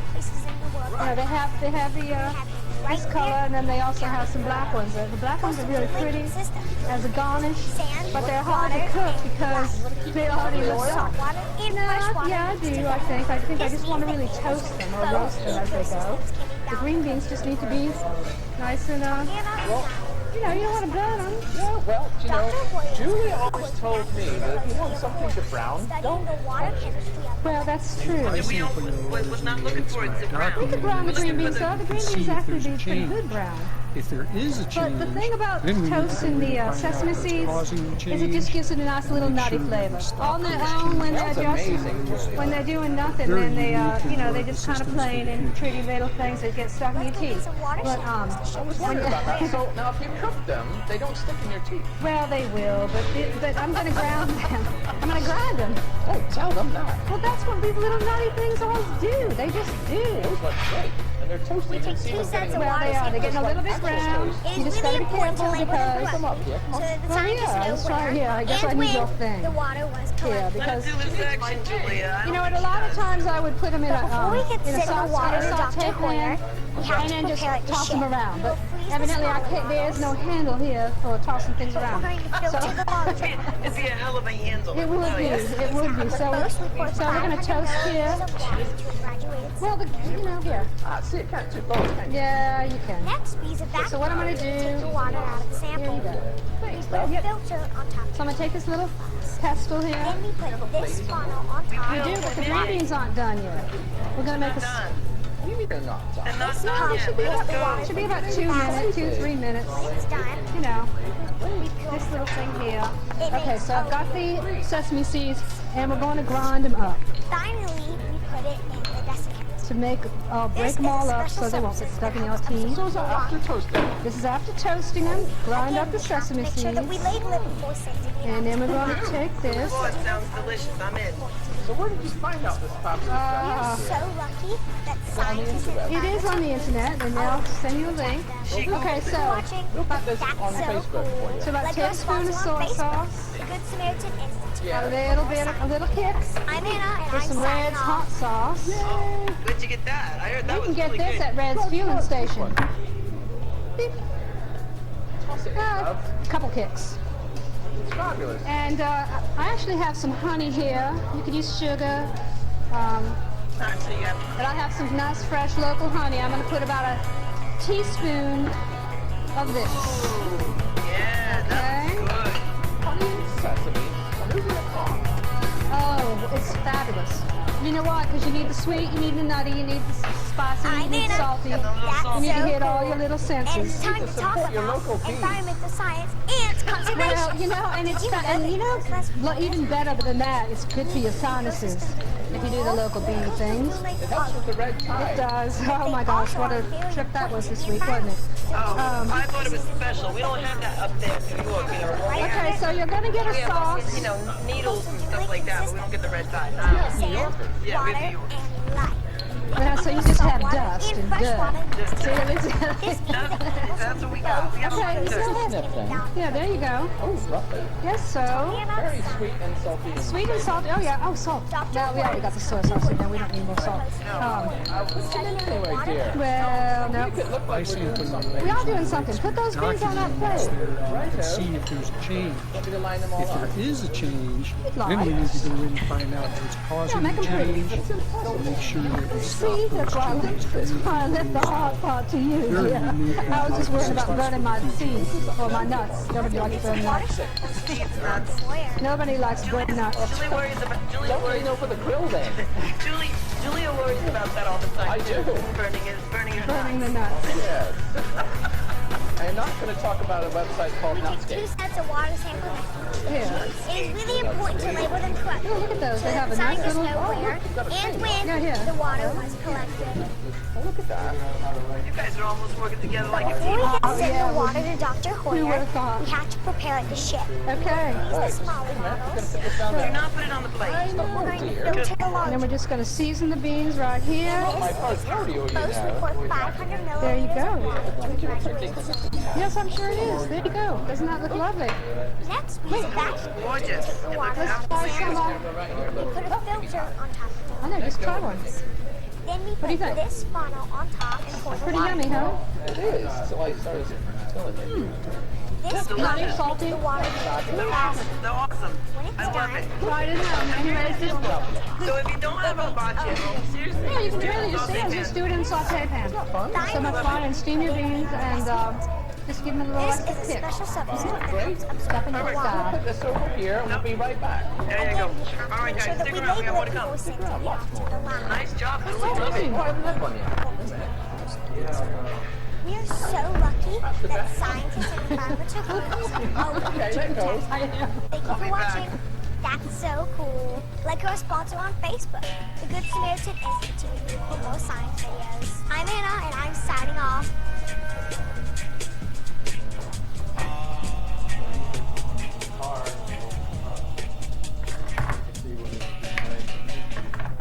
Come to VKI Japanese Steakhouse and Sushi Bar for your next lunch or dinner. Choose from our delicious Japanese sushi, tempura, katsu, and sashimi, or have your choice of steak, seafood, and chicken cooked by our fun chefs right in front of your very eyes. It's a great time and tastes as good as it looks. Reservations recommended. I'm Anna. Open 7 days a That's week so for lunch cool. and dinner And at it's time to VKI talk about Japanese Steakhouse and environmental Sushi, science and conservation. 4552 U.S. Did you know Highway that 98 Northwest West Florida Santa Rosa Beach. Call 850-267-2555 or visit online www.vkisteakhouse.com. Few places in the world that Welcome have back them. And we have to them the Three right here Juliets. We are in having just a County. lovely time here Close to Dune Lake at consistent VKI up on Highway 98 in San Luis Beach in Florida. This is where we are. Salt water Oh, and fresh water it's mixed a lovely together. day. This means that animals from Nice both and rainy. ecosystems can Yeah, be it is. Well, it's nice and amazing. And here we are with this lovely hibachi table. We have been having fun while the cameras are off. Fun with the hibachi table. But Julia's going to start here with her lovely entree. Documenting what's So we there, have a and side, see we have a if there's a cocktail. change. If there is a change, then we need to go in and find out what's causing the change and make sure that we stop those changes. Very unique and joyful system. You want to do this first? No, what do we want to do first? That our lovely All right, so we're going to put some sesame oil on here, obviously, to increase up the pan. Again. There we go. Sesame oil. Ooh, that'll be smoking quite well. Oh, here it is. It is. We take 2 sets of water samples. Beautiful color. It is really important to label them Yeah, correctly there you go. so that scientists know where and when the water was collected. Beautiful. But before we can send the water to Dr. Hoyer, Yes. we have to prepare it to ship. We will freeze the smaller Not bottles, that I know of. but we Have will you go to had the in larger the interest of time? There you are. Most Love. Sure, honey. we pour 500 milliliters of water to a graduated Yeah, the prep cook prepped a little bit few too many of those, but I just she wanted to make sure there was enough. Then we put this funnel on top and pour the water. Are you gonna add a little Let's whistle? This pump makes the water go faster. We may need Done. It makes You're the chef, you know. Yeah, exactly. What am I talking about? I just do green beans. This is a special Here y'all substance doing the that helps marbles. absorb the water. There you go. Now, we also Again, have we have to one make sure that we label it before Thank sending you, it out Robert. to the lab. Thank you, Robert. Thank you, Robert. overseas. And We are so lucky that scientists and environmental groups are working Oh, to here. protect. Here, you want to do Thank you for watching. we had to That's so cool. Like our sponsor on Facebook, assuming we're Good not on Samaritan fire. Institute. Well, that's what we, oh, here we are. I'm We're Anna, getting and there. I'm signing off. We're going to season it a bit. Well, that's what we were talking about. Do we need to put the fan on? Or that would be too much noise? Okay, then. That's okay. Well, don't touch. Pans are hot. Right, we're going to have to beat now because it's too fabulous there.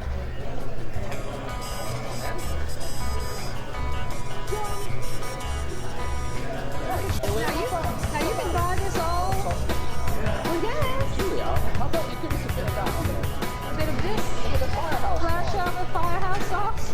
Okay, everyone. I'm Anna. That's so cool. And it's time to talk about environmental science and conservation. We need this. Did you know that Northwest Florida Flash it on here.